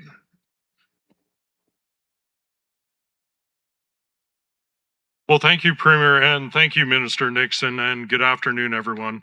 As Premier Smith and Minister Nixon have already mentioned, our government knows affordability is one of the most pressing challenges that Albertans, our families, and our communities face today. We hear about it when we're out in our communities, in the news, and at family dinners.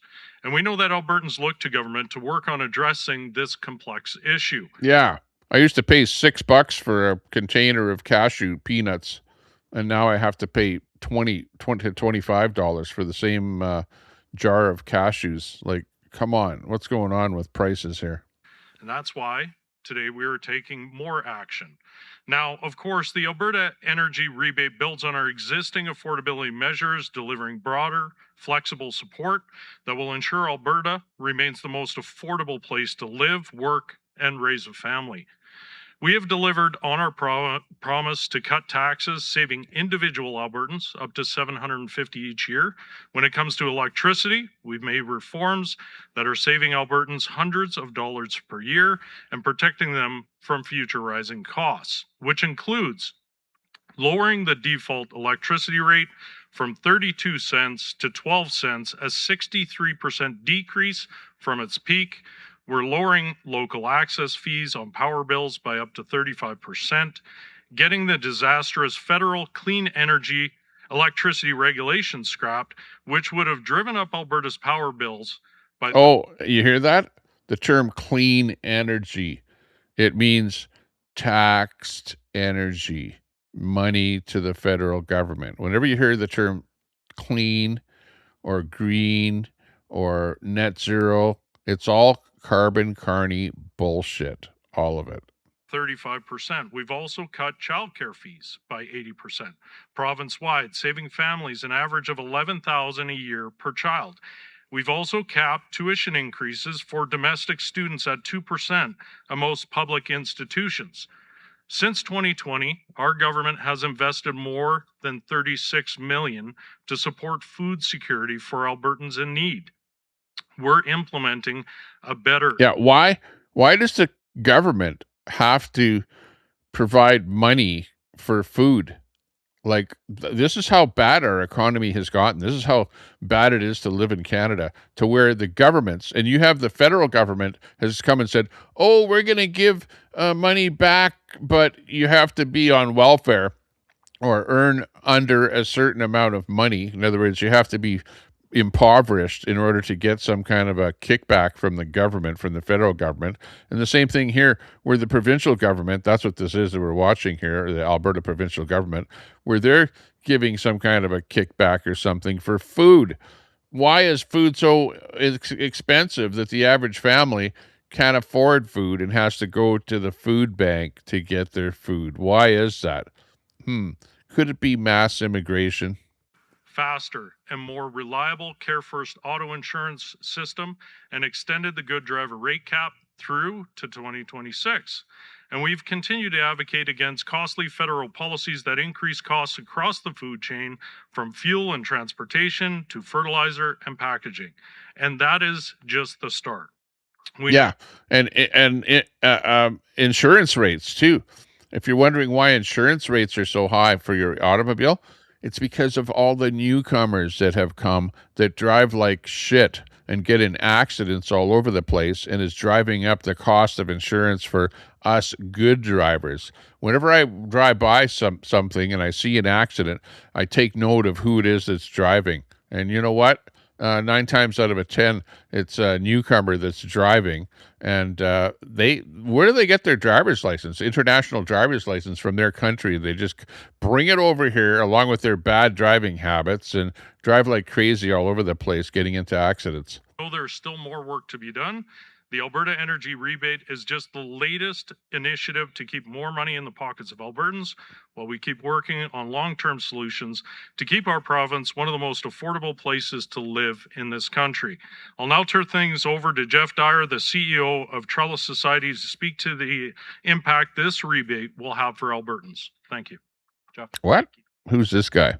Thank you, Premier. Thank you, ministers. It is an honor to be here today on behalf of the people that Trellis Society is lucky enough to serve. We serve about 6,300 people in a direct one-to-one relationship who navigate our province and our city through all kinds of complex vulnerability within income. We imagine a world where everybody flourishes in our province. And hang on, he's talking about homeless people or something like that. Vulnerable people. So 6,300 people. And frankly, that dream is unreachable for many.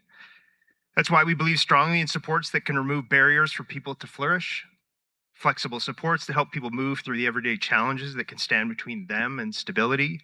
Sometimes the barrier is big and complex, like housing uncertainty, but often the barrier is day-to-day. It can be an expense like a grocery bill, tank of gas, transit fare, maybe childcare, even a utility bill.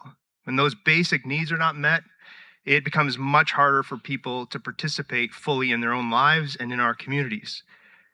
That's why every kind of financial support matters. When people have access to the resources they need, they're better able to make decisions, care for their families, take part in community life. At Trellis, we see this every day across our work. Whether support comes through a program or a community partner, a donor, or government support like you see here Food today, bank. can help remove barriers. And when barriers are removed, people have more room to grow, more room to contribute, and more room to belong. So we're encouraged by supports that recognize the financial pressures Albertans are facing and put decision-making back in the hands of individuals and families. Every bit of support helps, and every barrier removed creates more opportunity for people to be active, connected, and supported members of their community. Today, this announcement makes the dream of Trellis's flourishing for everybody a little bit more possible. Thank you. Yeah, but hang on. The people that are homeless, that he's talking about, or that are vulnerable, they don't drive cars. They don't have cars. They're not spending money on gas. They're maybe taking the bus or something, or a bicycle or whatever. So what are they going to be getting a big rebate back for energy when they're not even buying energy? I don't know. Thank you. We'll now head into the media Q&A portion for announcement. We'll start off with questions here in the room and then try and make our way to the phones. As always, we'll take one question, one follow-up. A reminder to state your name and outlet before asking your question. With that, we'll go to our Super first salty.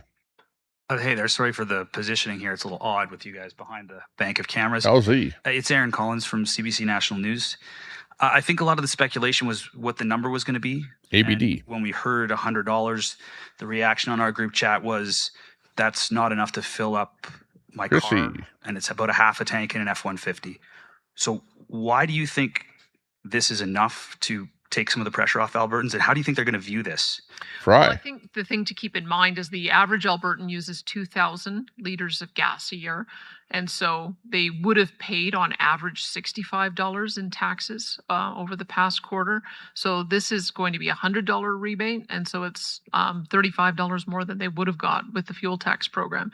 As you may know, the fuel tax we have legislation in place to give a rebate that's equivalent to what the fuel tax would be, which is about $350 million. And so we wanted to make sure that it would go to be a meaningful amount and go to as many Fry. people as I'm getting $100 back. so that's why we've put a limit from the government. Those who have a family household income up to $225,000 will be able to receive it. But it's not just. But you're only going to get the $100 if you make less than $225,000 a year. So I think I qualify. Fuel that people are suffering from. I mean, fuel goes into the price of food as well, and people need to have relief on that front. There are others who might take the bus, might be able to be fine on food, but maybe the utility bill is the one that's a little bit more difficult. So we believe that people need to have an equivalent amount of money that they otherwise would have got through the rebate. That's why we put that forward, and we also believe that people need the choice to put it towards their pressing needs. So we have given tax relief in another way. Also, you have to remember that whenever you see politicians giving money, maybe they're failing in the polls, and it's a way to like bolster you thinking that, whoa, that's a pretty good politician. They gave me $100, so I'm going to vote for them again. So I don't know if that's part of the ploy there either. But actually, I think the government had a policy in place already that if fuel prices went up a certain amount, that they were to get rid of the provincial tax on that fuel, right? So instead of actually just lowering that tax on the fuel, they're actually issuing a check. So like she said, the check is probably a little bit more than you would have gotten by lowering that tax on the fuel.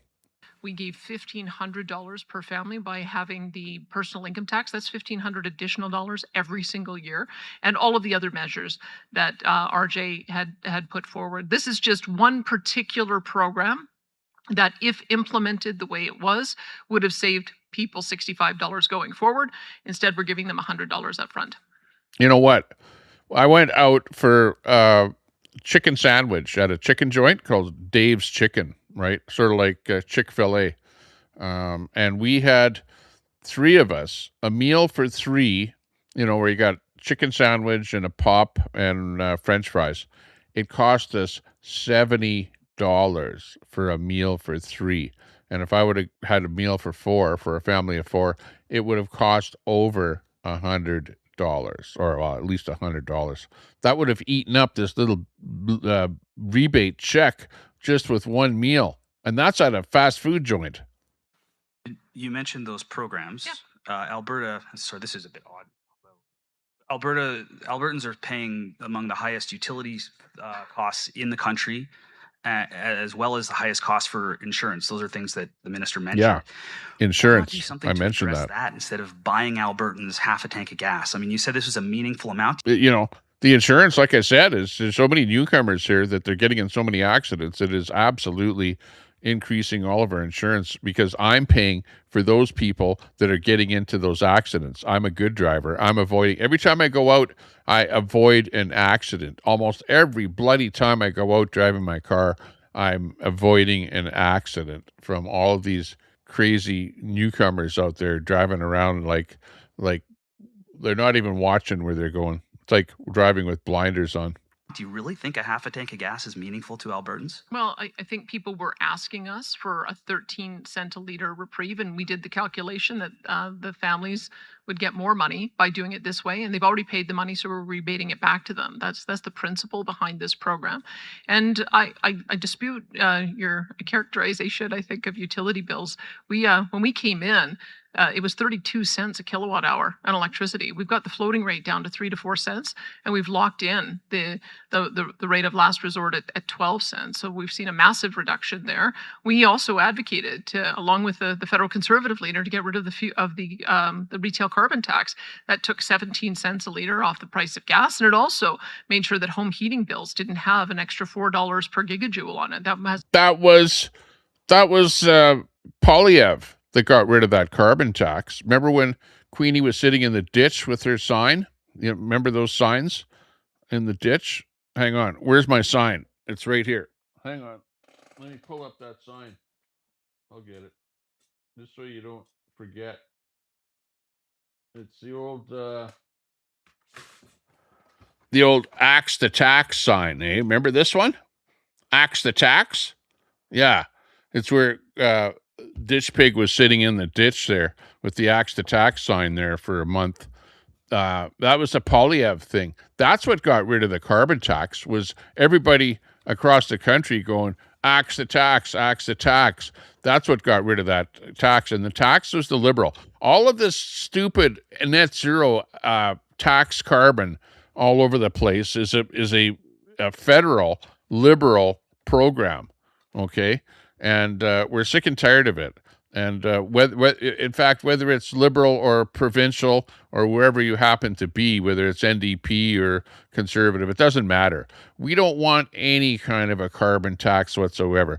All it is money out of our pocket, because when you tax the fuel, we have to pay for it. When you tax the company that manufactures the fuel, or the aluminum or steel or whatever it is that they're making, or cement, when you tax those companies, they simply feed that tax to the end user. So we all end up paying for any kind of a tax for any kind of carbon. And we're sick and tired of that stuff. Like, really, we need to do something to get rid of all of those carbon taxes. That's another massive decrease. We also had Calgary levying the local access fees on the spike prices, and we said you can't do that anymore because it just increased the amount of taxes that were being charged. They got windfall revenues of about $200 million per year. Taxes on taxes. So, and then when it comes to insurance, we've already put a rate cap in the last couple of years to make sure that good drivers do not see rates that are increased beyond inflation. And then as we move into the new program with the Care First model, we're anticipating to see another average reduction of $350 $350 to $400, and that'll start in January. So yeah, we identify the issues and we work through them one by one to solve them. Each issue requires a different approach. This particular issue was, do we save people 13 cents a liter on a go forward, or $65, or do we give them $100 based on what they've already paid today? And we made a decision that people need the money now based on the fact the prices have been so high in the past. Thanks, Aaron. We'll go to our next at the mic. David Winnick, Western Standard. Premier, treaty chiefs are calling for an investigation into whether your actions over the independence referendum amount to treason under the criminal code. What's your response to that? Well, I think it's disgraceful. I think it's disgraceful that any government that wants to be taken seriously would level charges that serious against another government. Look, I've had my differences with the federal government, but I have never used language like that. I would ask the treaty chiefs to check themselves, because we have a very collaborative relationship between our government and our ministers. I want that to continue. But this kind of overwrought language has no place in a democracy. When they were pursuing a new relationship with Ottawa, I cheered them along. We are pursuing a new relationship with Ottawa that respects our jurisdiction, and I would ask that they be respectful of that. But they need to, that language has no place in this democratic discussion. Okay, and what steps are you taking to rebuild? Ooh, she didn't like that question with the word treason. Is it treasonous of those chiefs to do what they did? And he's talking about the native chiefs that are stopping the counting of the plebiscite signatures that happened. Interesting. You know, I don't know that it's treasonous, but they're definitely doing everything that they can to make sure they've got money in their pocket and that Alberta doesn't separate from Canada. Trust with the treaty chiefs. We meet with them regularly, and in fact, I meet with them one-on-one. My ministers meet with them one-on-one. We have protocol tables where I bring a number of my ministers together. And you know what I've asked them? I say, well, how many times have you met with the Prime Minister when he's brought together 10 or 14 of his ministers to deal with your concerns? And you know what the answer is? Never. It doesn't happen. Ever. So that is the kind of relationship we want to continue to have with the chiefs, but it can only be done if they show as much respect for my government as we have shown for them. To the same degree, with the people in charge of Alberta independence, ask the chiefs to come together to discuss the Alberta independence, and the chiefs refuse to do so. And then they come up and complain, "Oh, you didn't come and talk to us about it." You know, yeah, especially when you're asked to come to a meeting and you don't show up. You know, like, whose fault is that? It's the chiefs themselves. They're playing games. Thank you. Thanks. Hi, Premier Matt Skase, the Globe and Mail. One, I'm wondering if you can offer the cost of this program. And off of that, 3 months ago, your government was talking about the need for tough decisions in the budget. Obviously, times have changed. Oil today is at $75, which is right around what the government needs to just balance the budget alone. We're only 3 months in the fiscal year. Is this program responsible fiscal management?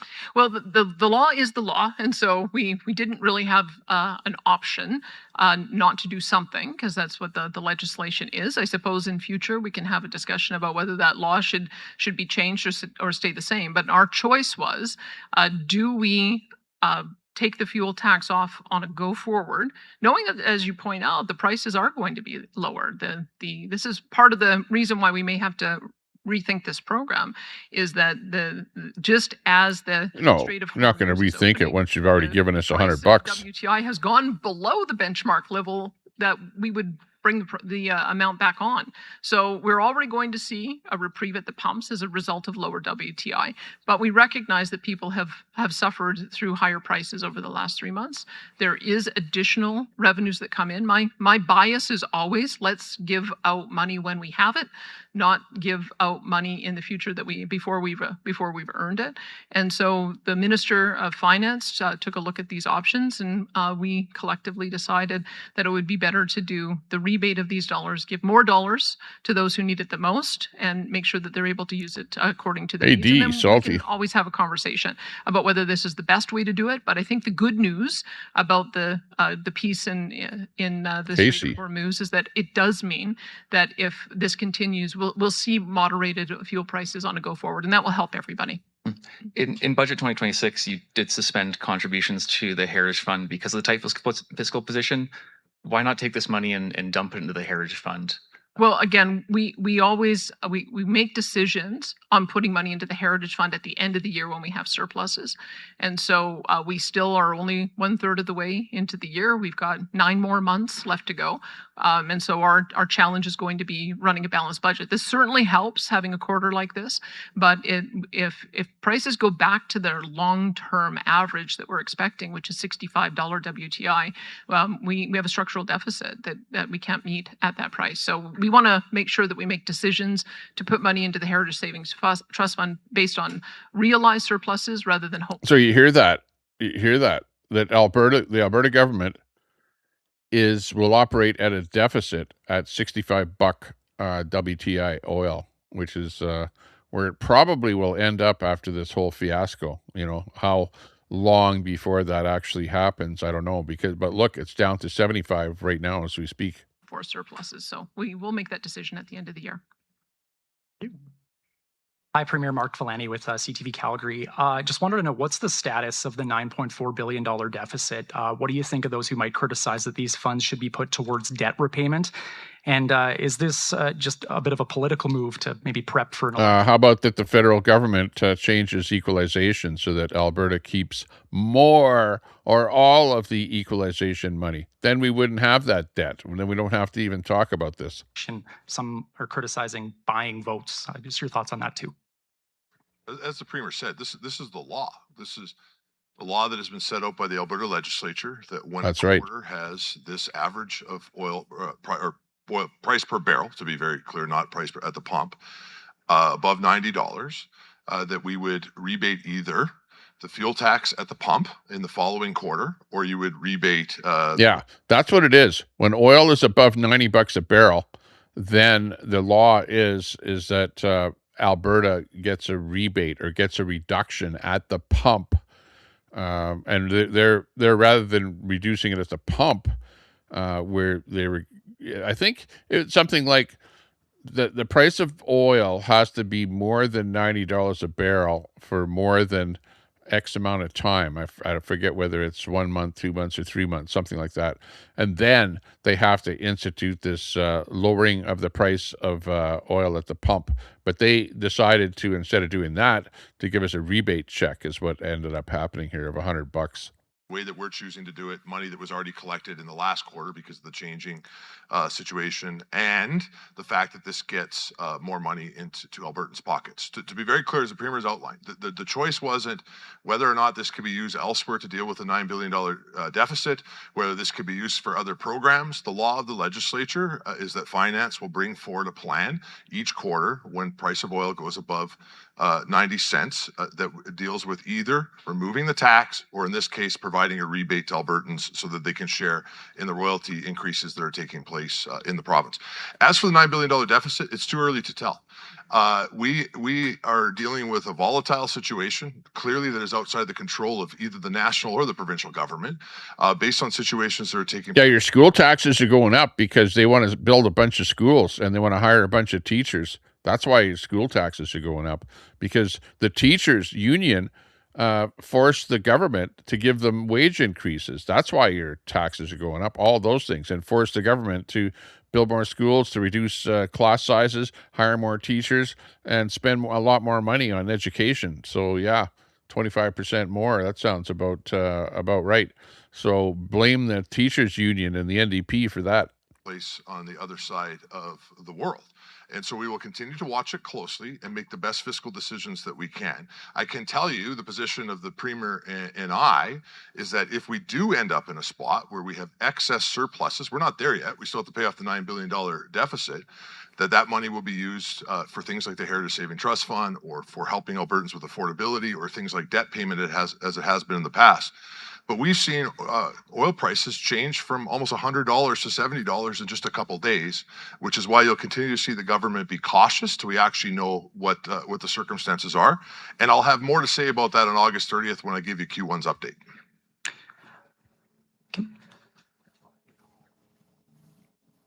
Jason Marks Yeah, this is weird. Can you Oh, move the sorry. mic? Yeah. Feel free to move Let the me, mic. there we go. Yeah, there you go. I can see you. Hello, Hi. Premier. Jason Markosoff, CBC News, adjusting microphones as we speak. CBC. Yesterday, you held a members-only virtual town hall for United Conservatives. You've spoken about holding town halls and touring the province to speak with Albertans ahead of the October referendums. It makes me recall, was it 2 years ago that you toured the province hosting a series of town halls speaking to United Conservative Party members only, not Albertans. On your coming tour of town halls for Albertans, will you be speaking to, or other touring you're going to be doing with specific sessions in different cities and towns across Alberta, will you be speaking to the general public, or will you only be holding meetings with United Conservative Party members? Well, I do a mix of events. As you know, I do 2 town halls per session in my own constituency. And so I've got those booked. We're planning on doing those in September. And I'll do those as I always have. My MLAs will often do town halls that they ask me to participate in. And so as we do our summer tour, we'll be doing a number of public events that way. There's also a number of different business associations that host me. I'm often speaking to chambers of commerce and other organizations like that. And so as I travel, I will have lots of opportunity to talk to members, talk through town halls, as well as do those kind of public events. Another question. David Wallace and James T. Fiore, two non-Albertans, have been cited for contempt against Athana Mantzalopoulos, a witness in a future trial, and Sandy Emmonston, a witness in a future trial, to say nothing of what they've done to other people. I have not heard anything from yourself or from your Justice Minister expressing concern that there is alleged persecution and intimidation of witnesses, and I'm wondering what you have to say about what has been accused to have happened. And I would hope you wouldn't say, I'm not familiar with that, because you in the legislature last fall made a joke regarding Peter Guthrie, directly related to something said in David Wallace podcast, and your House Minister had to apologize in the House on your behalf. Well, I don't know them. And as you know, I mean, I even read you, Jason, but you and I aren't friends. So I would say that I monitor the media. I watch and see what is being discussed. But in this particular case, it's in the court, and it'll be up to the court to decide the veracity of the claims. Thanks, Jason. We had time for a few more. We'll try and get through our last 2 in the queue here and then go to the phones. Go ahead. Hi, Premier Edward Jen from City News. I just had a bit of a clarification question here. So Minister Nixon pointed to legislation requiring the provincial government to provide some form of relief. I just wanted to know if this rebate program is now the approach of the provincial government going forward, or is the provincial government going to adjust the fuel tax after this rebate is given out to Albertans? Let me turn that over to Jason Nixon. So because we've talked about some of the complexities of because the law is to lower the tax when the price of oil reaches above $90 a barrel, and it's down below 75 now. So this tax, it's not going to be reduced, or nothing else is going to happen if it stays below $90 a barrel. So keep that in mind. Continuing with the program as it was originally designed. And so let me see what his thoughts are on that.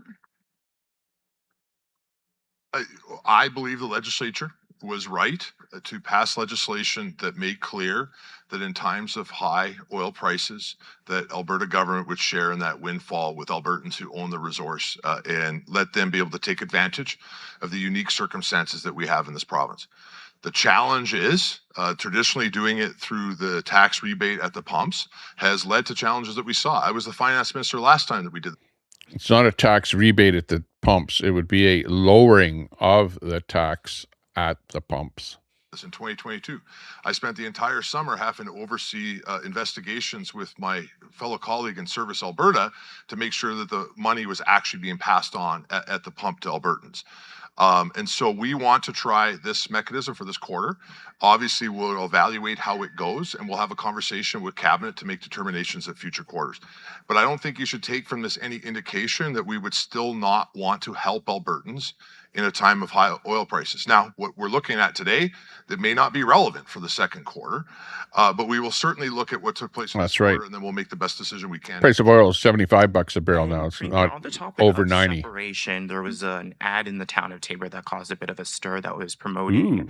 Alberta independence, and then as well to the Sundry rodeo parade was just canceled because of By the way, I'm going to be going. Hopefully, I'll be going to the Sundry rodeo parade, and it's going to be the independence flags are going to be the only thing flying at the Sundry parade. So this is a good question. bit of a kerfuffle regarding an entry from a pro-separatist group. So just what do you make? No, the entry was not an entry from a pro-separatist group. The entry was for a float with Alberta flags. Okay, so it may have been an entry from a pro-separatist group, but there was not to be any pro-separatist flags on the float. Only Alberta flags. Nothing about separation or separatists on the float. Just Alberta flags. So keep that in mind.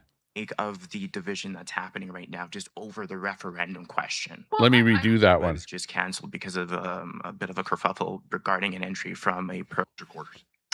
And Premier, on the topic of separation, there was an ad in the town of Taber that caused a bit of a stir that was promoting Alberta independence, and then as well to the Sundry rodeo parade was just canceled because of a bit of a kerfuffle regarding an entry from a pro-separatist group. So just what do you make of the division that's happening right now just over the referendum question? Well, I hope that we don't see more division like that. I think that the whole purpose of a citizen-initiated process is for people to have a debate about issues that matter to them, but to keep it respectful and ultimately let direct democracy decide. And so on October 19th, we're going to have to come together after the results. But I do think it's important when you've got 400,000 people who've signed one petition and 300,000 who've signed another for us to try to honor our legislation for citizen-initiated petitions and allow the debate to go to the people. I've heard a lot from the commentariat, and I've heard a lot from the leaders and organizers of various sides. I want to hear from Albertans now, and we'll be able to do that on October 19th. But I've tried to keep it respectful. I hope that the way I've approached the two sides in this is sort of an indication of how I would hope Albertans would approach those who might disagree with, because this is an important discussion to have. And I think it's far more important for us all to make the case for why it is that Canada works, and maybe talk about other ways that we can send a message. That's why I've been advocating for the 9 other questions that we have on the ballot to get a strong mandate for those, so that I can start working on other ways that we can get greater and greater autonomy. But I hope that we can bring the temperature down on some of the discussion and keep the debate respectful. The problem is the lefties. Okay, you have the lefties that don't want independence, and you have a lot of lefties in these town councils and these boards. And just for example, I remember being at a parade at Alberta Beach. Okay, they had a parade last year, and there were MLAs, conservative MLAs, in the car, political people in the parade. So, to have political entities in parades in different cities and different towns is not unusual. But the problem is that you have lefty, extreme leftist type people that are against something, and if they're against something, they're going to prevent free speech. That's what's going on. So shame on the parade board in Sundry, and shame on the town council in Taber for not allowing free speech. And by the way, it was a billboard. It was a billboard that was put up in Taber, and the town council tried getting it taken down because the billboard company was on city land, right? So the city could have a say on that, and they tried getting that thing taken down. But because it's a political billboard going up there, Elections Alberta wouldn't allow that. So they ended up, leaving the billboard up. And in fact, 2 more billboards went up in Taber's for a total of 3. So shame on those people that are trying to stop Alberta independence. It's a political advertising that's going on. It's just like me with my little sign right there on my balcony. That's a political sign. okay? And if you don't like it, well, to hell with you. Well, I shouldn't say to hell with you, but you have no right to try and get me or anybody to not put a political sign up in any place where it is legally allowed to be, or to fly any kind of a political flag, or for that matter, an Alberta flag. They wouldn't allow an Alberta flag or a float with a bunch of Alberta flags to be flown in the Sundry parade. That's how ridiculous this whole thing is getting. Like, really, honestly, it's absolute stupidity.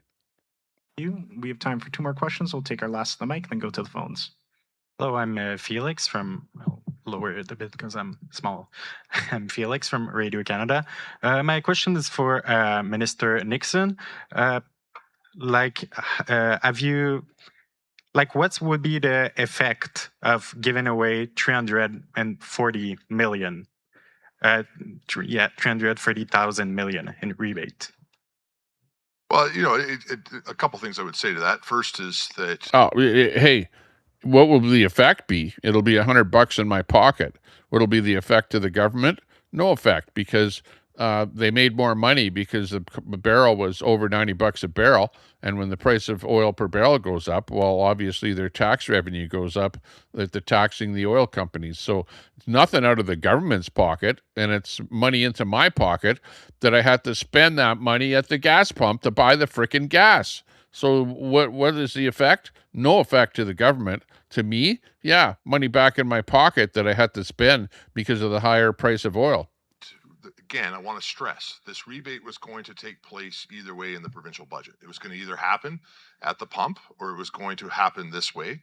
The way that we have chosen for this quarter, no skin off the government's back, is provide Albertans 50% more than they would have received at the pump and guarantee that we can get the money to Albertans that we want to get them from helping save money at the pump.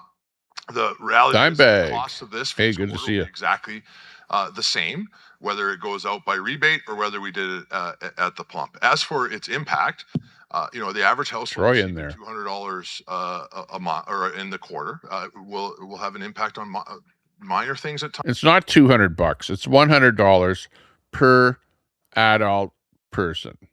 But other big things depending on the household circumstances, being a help with power bills, a little top up for groceries, maybe it will be used for kids' sports or whatever individual. Yeah, maybe I'll take the $100 and go down to the casino and see if I can parlay it to $1,000. Okay, or I might lose it in like 5 minutes, like I usually do.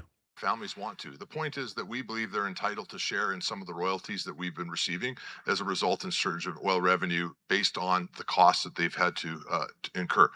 I will also point out this has an impact on businesses. There will be an inflationary impact on this. One of the things that the Department of Finance had to look at when we looked at this option was to make sure we weren't creating too much inflation. But putting $350 million more into the economy, that will be spent in grocery stores and businesses all across the province. And that's a good thing in these tight times. All right. Second question would be for Premier Smith to know, will the water, not coal, questions be had to the October referendum? Oh, this is to do with, there's a guy, Lund is his name, where he's going, we shouldn't be mining coal in Alberta because it's affecting the quality of water. And he's got some kind of a bunch of signatures on that. Lund, some kind of a country western singer. This is what they're talking about. Well, I'll tell you a bit about the process that we have for our citizen-initiated petitions. Is that they go before a legislative committee. So the Forever Canada petition went before a committee of MLAs, so it's both parties, and then they took hearings, got legal advice, and then made a determination about how to proceed with that. And so this particular legislative proposal will follow the same pathway, that it will go forward to a legislative committee that has to be assembled when we get back into the legislature in the fall, and then they'll decide what direction to take with it. There's some implications on private property rights that we would have to consider, because we have legislation that requires compensation in the event that private property rights are taken away. There's an implication as well for the fact that there's already been a referendum locally on one of these projects. That will also have to be taken into consideration. And so I would be looking forward to seeing what the committee would come up with as they assess. There's multiple elements to this particular proposal, and it could result in a legislative proposal where we bring forward legislation into the legislature, or it could result in a recommendation for a province-wide vote, which would take place in October of 2027. We did receive notification from Elections Alberta that we had to have the final questions in by June the 1st in order for them to be able to prepare and hire enough people for the October 19th referendum. So this one came in a little bit late, and they still have to validate the signatures. So we're waiting for that validation process. But that would be the steps that would happen.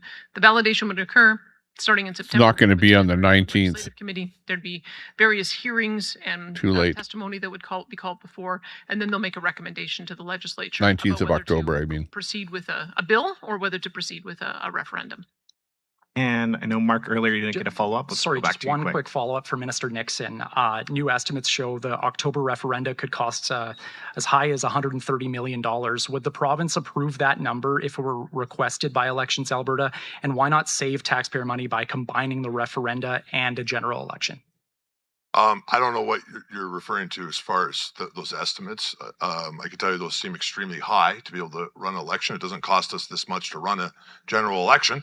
So I'm not sure why Elections Alberta would need that level of money. Happy to look at that report. What I can tell you is that we'll make sure Elections Alberta has the resources to do the job that they need to do. But I can't see why a province-wide vote would cost any more than it would cost us to run a general election.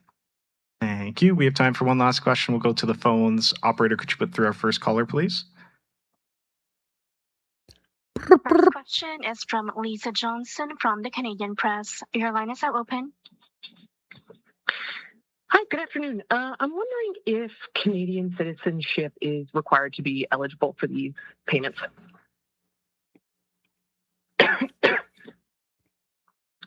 Alberta. Yes. Oh, but sorry, yeah, thank you, but permanent residents would get it. But permanent residents? Yeah, 100%. Sorry. Okay. But Canadian citizenship is. Okay, yeah. Well, sure. Let me rephrase it, Lisa. I'll give you a little. You don't want illegal aliens to get $100 with Alberta or with in period, and we will deal this with the CRA. And if you can file taxes legitimately in Canada and you are an Alberta resident, a legitimate Alberta resident, you will be entitled to the rebate as long as your household income is $225,000 or less. There you go. Great, thank you. And I'm also wondering for the Premier, I mean, I understand that you're comparing this to the value of what the gas tax relief would have been, but a lot of Albertans will compare this to $400 worth of Ralph bucks that they got 20 years ago, and then possibly do the math on inflation. I mean, do you think I want Ralph bucks? The Ralph buck thing wasn't this. This is a legislated reduction. The legislation says when oil reaches above $90 a barrel, that you hone back on the amount of provincial tax at the pump. Okay, so instead of them doing that, they said that, well, if they would have done that, there would have actually been $75 worth of reduction. Instead, they're going to give us $100, so we're going to make $25 more. So that's what this is all about. that Albertans are going to look with gratitude on such a fraction? And the $400 rebate from Ralph Klein wasn't a legislated thing. It was something that Ralph Klein had came up with, like on the spur of the moment to help us because prices were high back then. So it wasn't a legislated thing back then. That's what the previous windfall payment was. Do you think that they're going to look at this and say, yes, this is going to make a significant impact on on my life? Well, that's why we have to look at the fuel tax program altogether. I mean, I can tell you, and maybe Minister Nixon might be able to tell you that when it was brought into place the last time, a lot of residents said, I don't see it. And you can understand why. If you go onto Gas Buddy right now, you'll see that just by shopping around in your jurisdiction, you could save 26 cents a liter. That's the range that you have. So it actually stands to reason why a lot of Albertans would feel like, is this really getting passed on? And so that's one of the things that we heard the last time we did it, the rebate way, or the reprieve way. And then we ended up having to didn't we have to do a bunch of investigations as well to make sure that it was being passed on? And it seemed to me like there had to be a better way of doing it to make sure that people had confidence that they were receiving the money. But here's the fact of the matter is that the amount was predetermined. The amount was based on the amount that we would generate in a quarter from the fuel taxes. So we knew what the dollar figure amount was, and we just had to figure out the best way to get it into the hands of Albertans. Did you want to elaborate on that? Yeah, I'd say a couple things. First off, I understand why the desire to compare it to former Premier Klein's decision to give out rebates at that time, but it's not apples to apples. First of all, that was a one-time payment. This will be for the quarter. So you would, at the very least, we're at $400, matching what that would be if it was following the fuel tax. The government of the day was not doing something based on fuel tax. This is the law that has been passed by the Alberta legislature, that every quarter we will provide relief if the average oil price is above $90 a barrel, which it is. The choice That's then right. becomes how the Department of Finance gives out that rebate. Do they remove the 13 cents tax and then hope it gets to Albertans, or do we give a check like this every quarter? So a couple things. I don't think you should compare it just by quarter. If you want to do comparisons, at least look at it for the full year. This is a one-quarter payment. Second, the former government, way back then, was not attempting to do fuel tax relief, of which is what this program is for, directly tied to the legislation that's been passed by the Alberta legislature. Oh yeah, and I could absolutely, Premier. Sorry about that. I'd like to. I could expand briefly on that. When we did this in 2022, about the same time of year as now, we removed the tax. One of the first decisions I had to make as finance minister at that time. We would then spend the next 3 months with nonstop media inquiries about whether or not it was being given to Albertans. We had to start up multiple Service Alberta investigations to make sure that tax was actually being passed on to Albertans at the pump. There were days when we did this last time that the price of gas in Toronto was less than the price of gas in Alberta. And I don't think there was any way that at that time I could say with a straight face that I was confident that this had been passed on to Albertans. What I can do now is guarantee you that this has been passed on to Albertans. Thank you, and that'll conclude today's press conference. Thanks, everyone. There you go. So that's the latest from the province of Alberta, and woo! Like we get $100 dime bag. You get $100 there to buy another dime bag. So yeah, I feel like I've got a crow on my shoulder now. I've got a crow for a friend, and I'm feeling good. I got an extra $100 coming in my pocket. Can head down to the casino, have a bit of fun, maybe go there on a Friday or something like that. Going to go down to Sundry for the big thing in the rodeo type thing. Oh, look it. I'm coming up on that screen there. Look at this. I actually popped up on that screen with the crow on my shoulder right after that. Isn't that nice? That's pretty cool. Thank you, YouTube, for that. Appreciate that. Yeah. So anyways, that's it. That's the whole thing is, okay, the government had the option of when the price of oil goes over $90 to lower the tax that the Alberta government is charging, which is whatever, 15 cents a liter at the pump, okay, or to do what they did, which they obviously voted to do this, was to just give us a rebate check in the mail. And they said that, well, if they would have lowered the tax at the pump, it would have been about, $75. So doing it this way, we ended up making an extra $25. So it's $100. All in all, is it really going to make a difference in my life? Absolutely not. I'll be able to go out for fast food with the family for one meal. That's about all it really amounts to, like, really, honestly. And yeah, I don't know if there's anything else. Yeah, woo. Yeah, I know. The bird almost took me out there. It was a big one too. It's like a crow or a raven or I don't know whatever you want to call it. They're out there swooping around in the neighborhood here doing their thing. Okay, what else? I got one last thing here to show everyone. I was out and about. This is 2 days ago now. 2 days ago. And I actually posted this yesterday. Okay. So what happened is I was downtown with my kids. We were riding our bikes. I was on my e-bike. Okay. And as I was riding down the street, and people give me a lot of shit for this. They go, Tommy, why are you posting stuff like that on the internet? And I posted this on Facebook, and I also posted it on my YouTube channel. So you can go to my shorts, go to the shorts on my channel, and you can actually see this video. But on Facebook goes anal over this stuff. They go like, "Oh, Tommy, why are you showing vulnerable people?"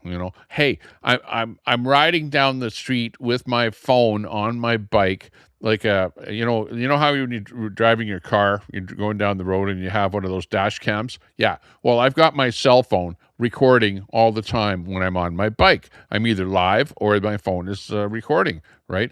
So it's right there in a really good position, and it's recording everything right in front of me. I'm riding my bike, and I come up to where there's a police van right in front of me. Oh my gosh. So it's not like me purposely going out and trying to record something. People seem to think that that's what I'm doing, like putting my phone in people's face, and this kind of bullshit.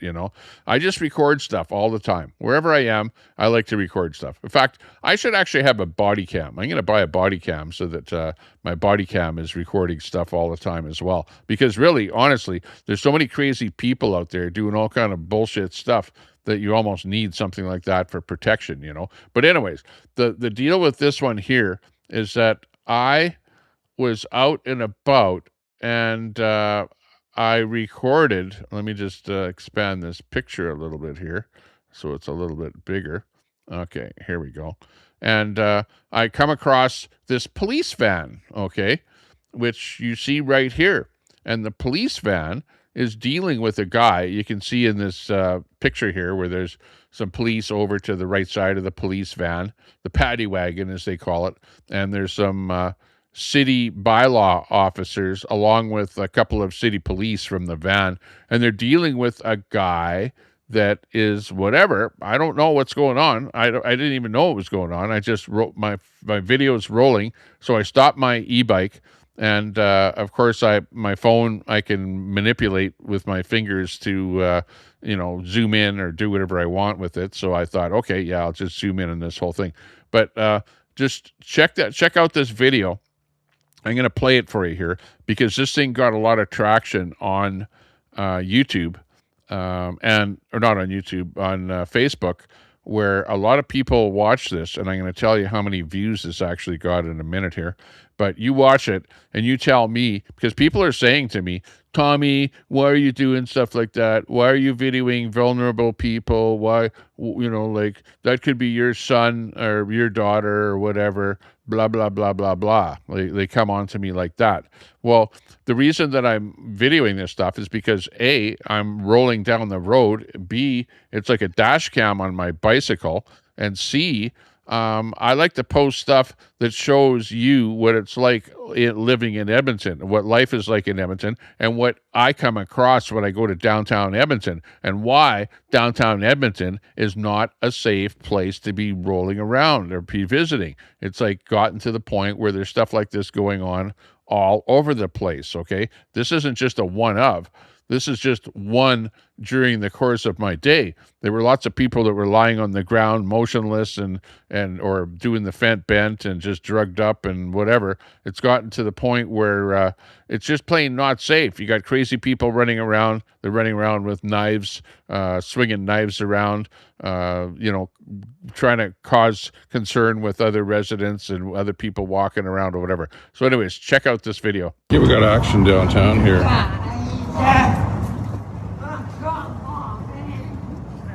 What time is it?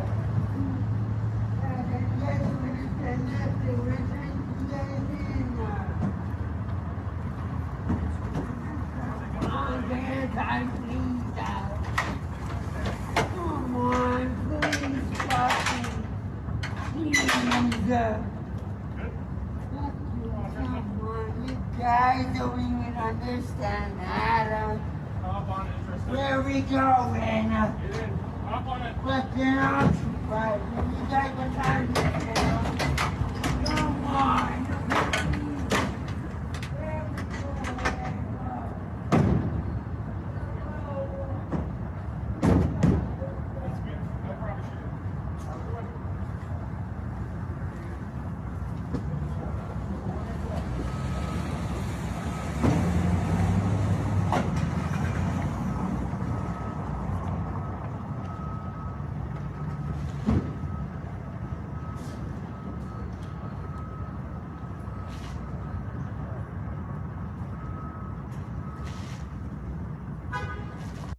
And that's it. That's how the video ends. That's it. All it is a video. I ran across this, so I posted it on Facebook. And Facebook got likes 1.1 thousand, comments 778 comments, forwards 200 people shared it, and just under 100,000 views. 100,000 views. Imagine that. 100,000 views. When do you get like 1,000 views on a good video? This one got just under. In fact, let me just look here. Maybe the very latest stats are more available for me from that one here. Hang on.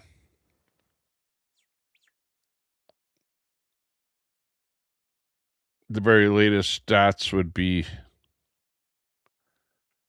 oh, sorry, 204 now at this moment in time, 204,000 views on that video on Facebook. 204,000. And a lot of the people posting comments were like very rude to me, to where I said, well, if you don't like the stuff that I'm posting, well, then block me, or unfriend me, or, hey, you don't have to look at anything that I post. You can do whatever you want. But there were a lot of people commenting on that whole thing. People were making comments like, and I said, blame the Liberals. Cue the Liberals who will be sticking up for how terrible Edmonton has become. If you do not like to see what Edmonton has become, then please block me so that you no longer see any of my posts.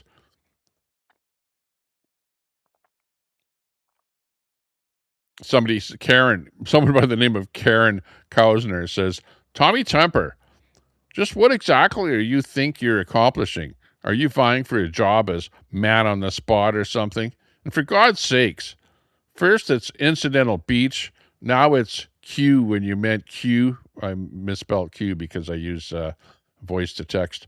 Take the weekend off and snuggle up with a thesaurus. And I said to Karen, yes, Karen the liberal, whatever you say, what exactly are you armchair criticizing? I'm guessing you've never heard of voice to text. You do have the option of blocking me, don't you? A lot of people are going, like, the cops clearly have zero humanity left. Empathy is dead. The whole thing is that people are not going downtown anymore. Like, you have to understand what's going on. The zombies have taken over downtown. The people that are doing drugs have taken over downtown. People don't want to go downtown anymore. They're complaining to City Hall. And what do you expect the police to do? What do you expect the bylaw officers to do when you have people that are drugged out, acting crazy downtown? What do you expect the police to do? Nothing. I would hope that this guy would be taken to the police station and then taken for rehab somewhere to get some freaking help. Put him into a drug rehab program or something like that, instead of letting him sit out there on the street. Ryan says, it's safer now, LOL. I've been downtown recently. It's pretty bad, in my opinion. Judy says, well, if he was a danger to himself or others, they took him in. They had him in handcuffs there, too. Violet says, I've been to BC, Vancouver Island, Saskatchewan, Manitoba. Alberta is honestly the safest place right now. If this happens, this person will get the help they need. Well, hopefully they're taking him for help, but who knows what he did wrong? They did have him in handcuffs there for whatever reason. Usually a person is arrested when they put him in handcuffs and then put him into the back of a paddy wagon. I didn't see what he did wrong other than he was totally incoherent, as you could see that. He was like yelling and acting irrational. Ava says, this is someone's son and potentially a father, a brother, and a friend to many. Please be respectful of the struggles many people face. Do not sit on the streets, but in Sherwood Park, Spruce Grove, and anywhere else in this province and the world. Laurie Fair says, we're getting conditioned of accepting this as being normal. It needs to stop. Need to grab them all, put him in a working farm with additional professional help. Somewhere. The people like this, should they be associating with regular people in society, or should we set up farms or places like that where you take people in for rehab and away from the general public, really? Because it's getting to the point where it is crazy. Jesse says, I saw this guy walking around aimlessly yesterday, was on a service call. Justin says, one of the many reasons I carry a convenient pocket knife. Buyer says, isn't that Crackhead Park? Yeah, it's Needle Park. Beaver Park is what he's actually right at a place called Beaver Park downtown. It's a place where there are absolutely drug addicts that hang out there. Jacob says, addiction is a lack of connection and support. People use drugs in order to manage their trauma they have been through. They need support and help. The opposite of addiction is connection. These are all people, brothers, sisters, sons, daughters. They deserve to be treated as human beings. Arresting and locking up the people who struggle with addiction doesn't solve the problem. It's like sweeping your problems under the rug, hoping they just go away. But the problem festers and gets worse. 8 people replied to that one. I knew an addict that didn't have any trauma. In fact, came from a very good home. Her family tried for years to dry her out, but she wanted no part of it and eventually died. Some just choose it. Addiction starts from having self-esteem. You know who you are and value yourself. You'll never want to try it out when you know it's not safe for you. Some of us have the opportunity to join bad gangs while in high school, but I just couldn't because I know who I am and I value and respect myself. People use drugs to manage their trauma. Yeah, exactly. You cannot ignore that aspect of the situation. You know, people are actually pretty, sympathetic. And in my post, I said, Edmonton police arrest a drug addict downtown, Jasper Avenue and 106th Street. That's what I said to this article here. And Keith says, instead of saying addict, say a person is getting arrested. Well, it's pretty obvious that the guy's a drug addict, right? He might very well be a drug addict. He might very well be a homeless person. But yeah, he's a person. We already know that. But the fact of the matter is they're arresting somebody that's a drug addict who's addicted and acting like a drug addict out on the streets and being very irrational. He's being very irrational. Let's watch this thing again here. We got action downtown here.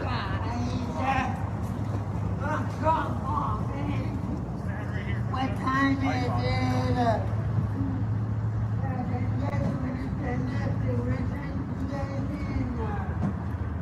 Like, honestly, I would say this guy is incoherent.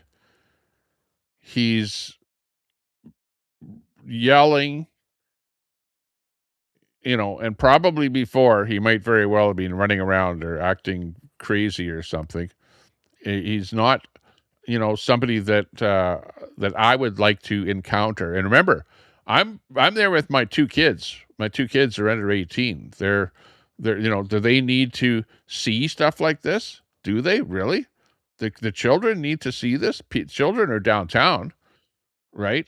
should someone like this be like in the general population acting like this, so drugged up that he's acting violent and stuff like that? Like, a lot of these people are violent. I've heard them yelling down the street at people. I've seen them fighting with people. I've seen them running around with a knife in their hand or a spike in their hand or some kind of a, swinging it around like they're trying to stab somebody. I've seen all kind of stuff downtown. Like, these are not just people that are drugged up. They're people that are incoherent and crazy.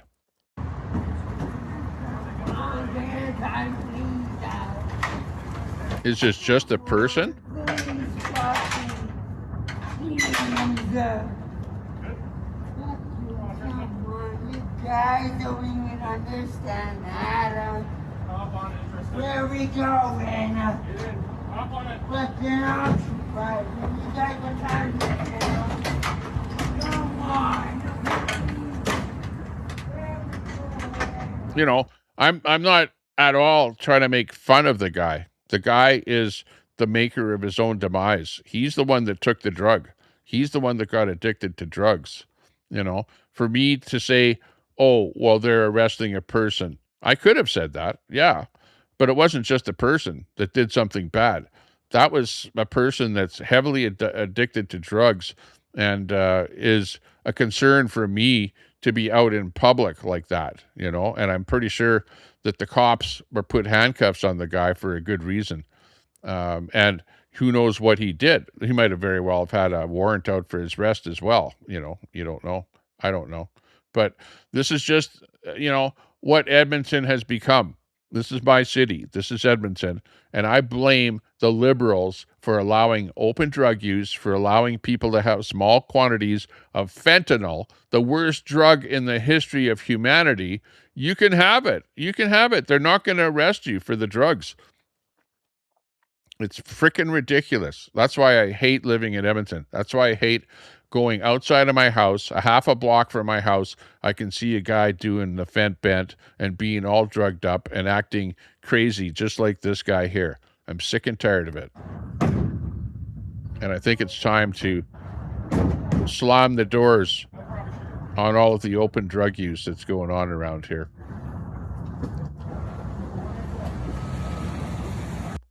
Unfrickin' believable.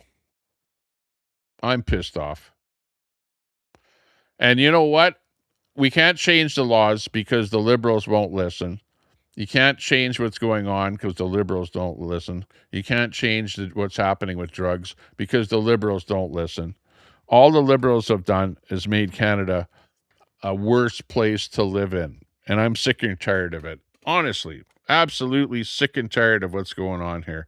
We need change, and we need it now. Oh, wrong one. We need change now. We need Alberta independence. Let's do it for the win. Hopefully we'll be in Sundry on Saturday. I look forward to that. Tired of the status quo. Oil sands pumping black gold, beef on the grill so fine. Grain fields waving golden, canola blooming in the sunshine. But Ottawa's taking our billions, unfair equalization gain, sending it east to Quebec. Axe those federal taxes. Alberta independence. Thanks a lot, everyone. Appreciate your company. You're watching the Tommy Temper Show. I'm Tommy Temper, and you are the show.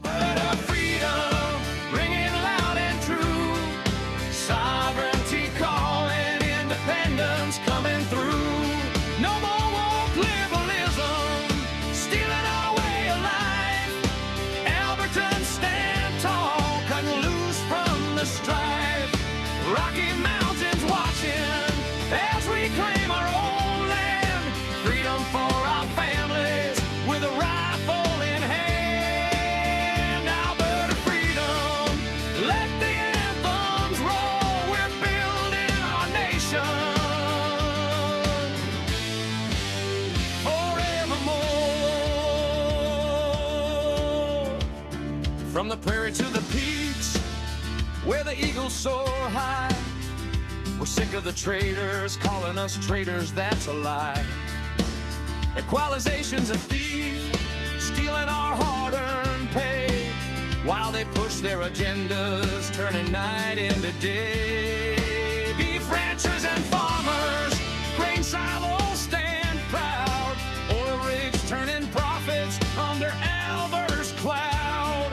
No more begging for ports, landlocked but strong we stand. We'll negotiate our future with the world in our hand. Alberta freedom, ringing loud and true. Joycer, thanks a lot. Appreciate it. No more woke liberalism, stealing our way of life. Albertans stand tall, cutting We can all do better is the name of the game at the end of the day. as we claim our own land. Freedom for our families with a rifle in hand. Alberta freedom, let the anthems roar. We're building our nation forevermore. They say it's illegal, but self-determination's our I'll check that out on Kick. from the Soviets. We'll fight through the night. Queenie's just a loser. No more sending our wealth to fund their endless schemes.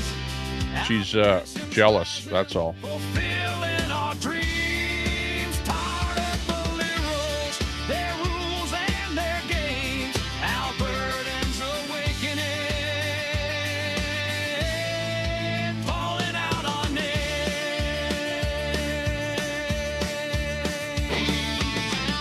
Woohoo! Let's go. Independence or bust. You got it right. Whoop whoop. Todd, good to see you. I hope I'll see you in Sundry.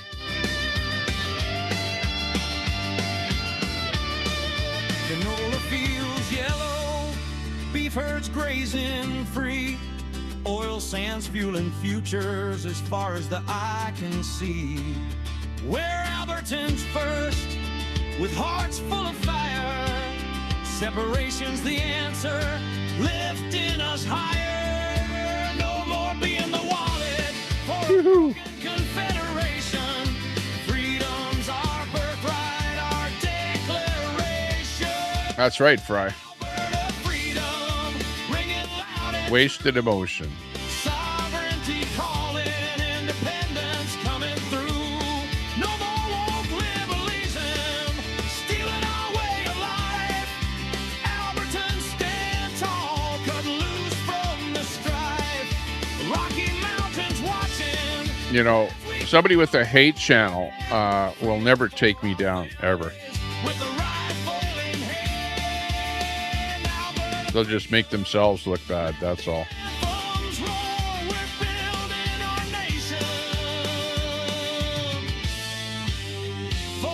Let's go. Sundry on Saturday. Hopefully I make it down there. AP's cat. I'll look for that. Appreciate that tip. And with that, we will say, see you later. Take care. Stay out of trouble. If you can't stay out of trouble, well, welcome to Canada. Oh my gosh. Sorry about that. I didn't mean that. I really didn't mean that. I didn't. You bloody fucking phone is fucking ringing, bastard. Listen now, you bloody phone is telephone fucking ring. Bloody hell, pick your fucking phone up, you bastard motherfucking cunt. Your bloody telephone. Oh, is jeez. bloody fucking ring, bastard. Ding-a-ling-a-ling-a-ling-a-ling-a. Oh. I'm fucking telling you, fucking sick and tired of this bloody fucking phone. I'm telling you, motherfucker, you pick your fucking phone up, you bloody bastard. Now they're going to call me a racist.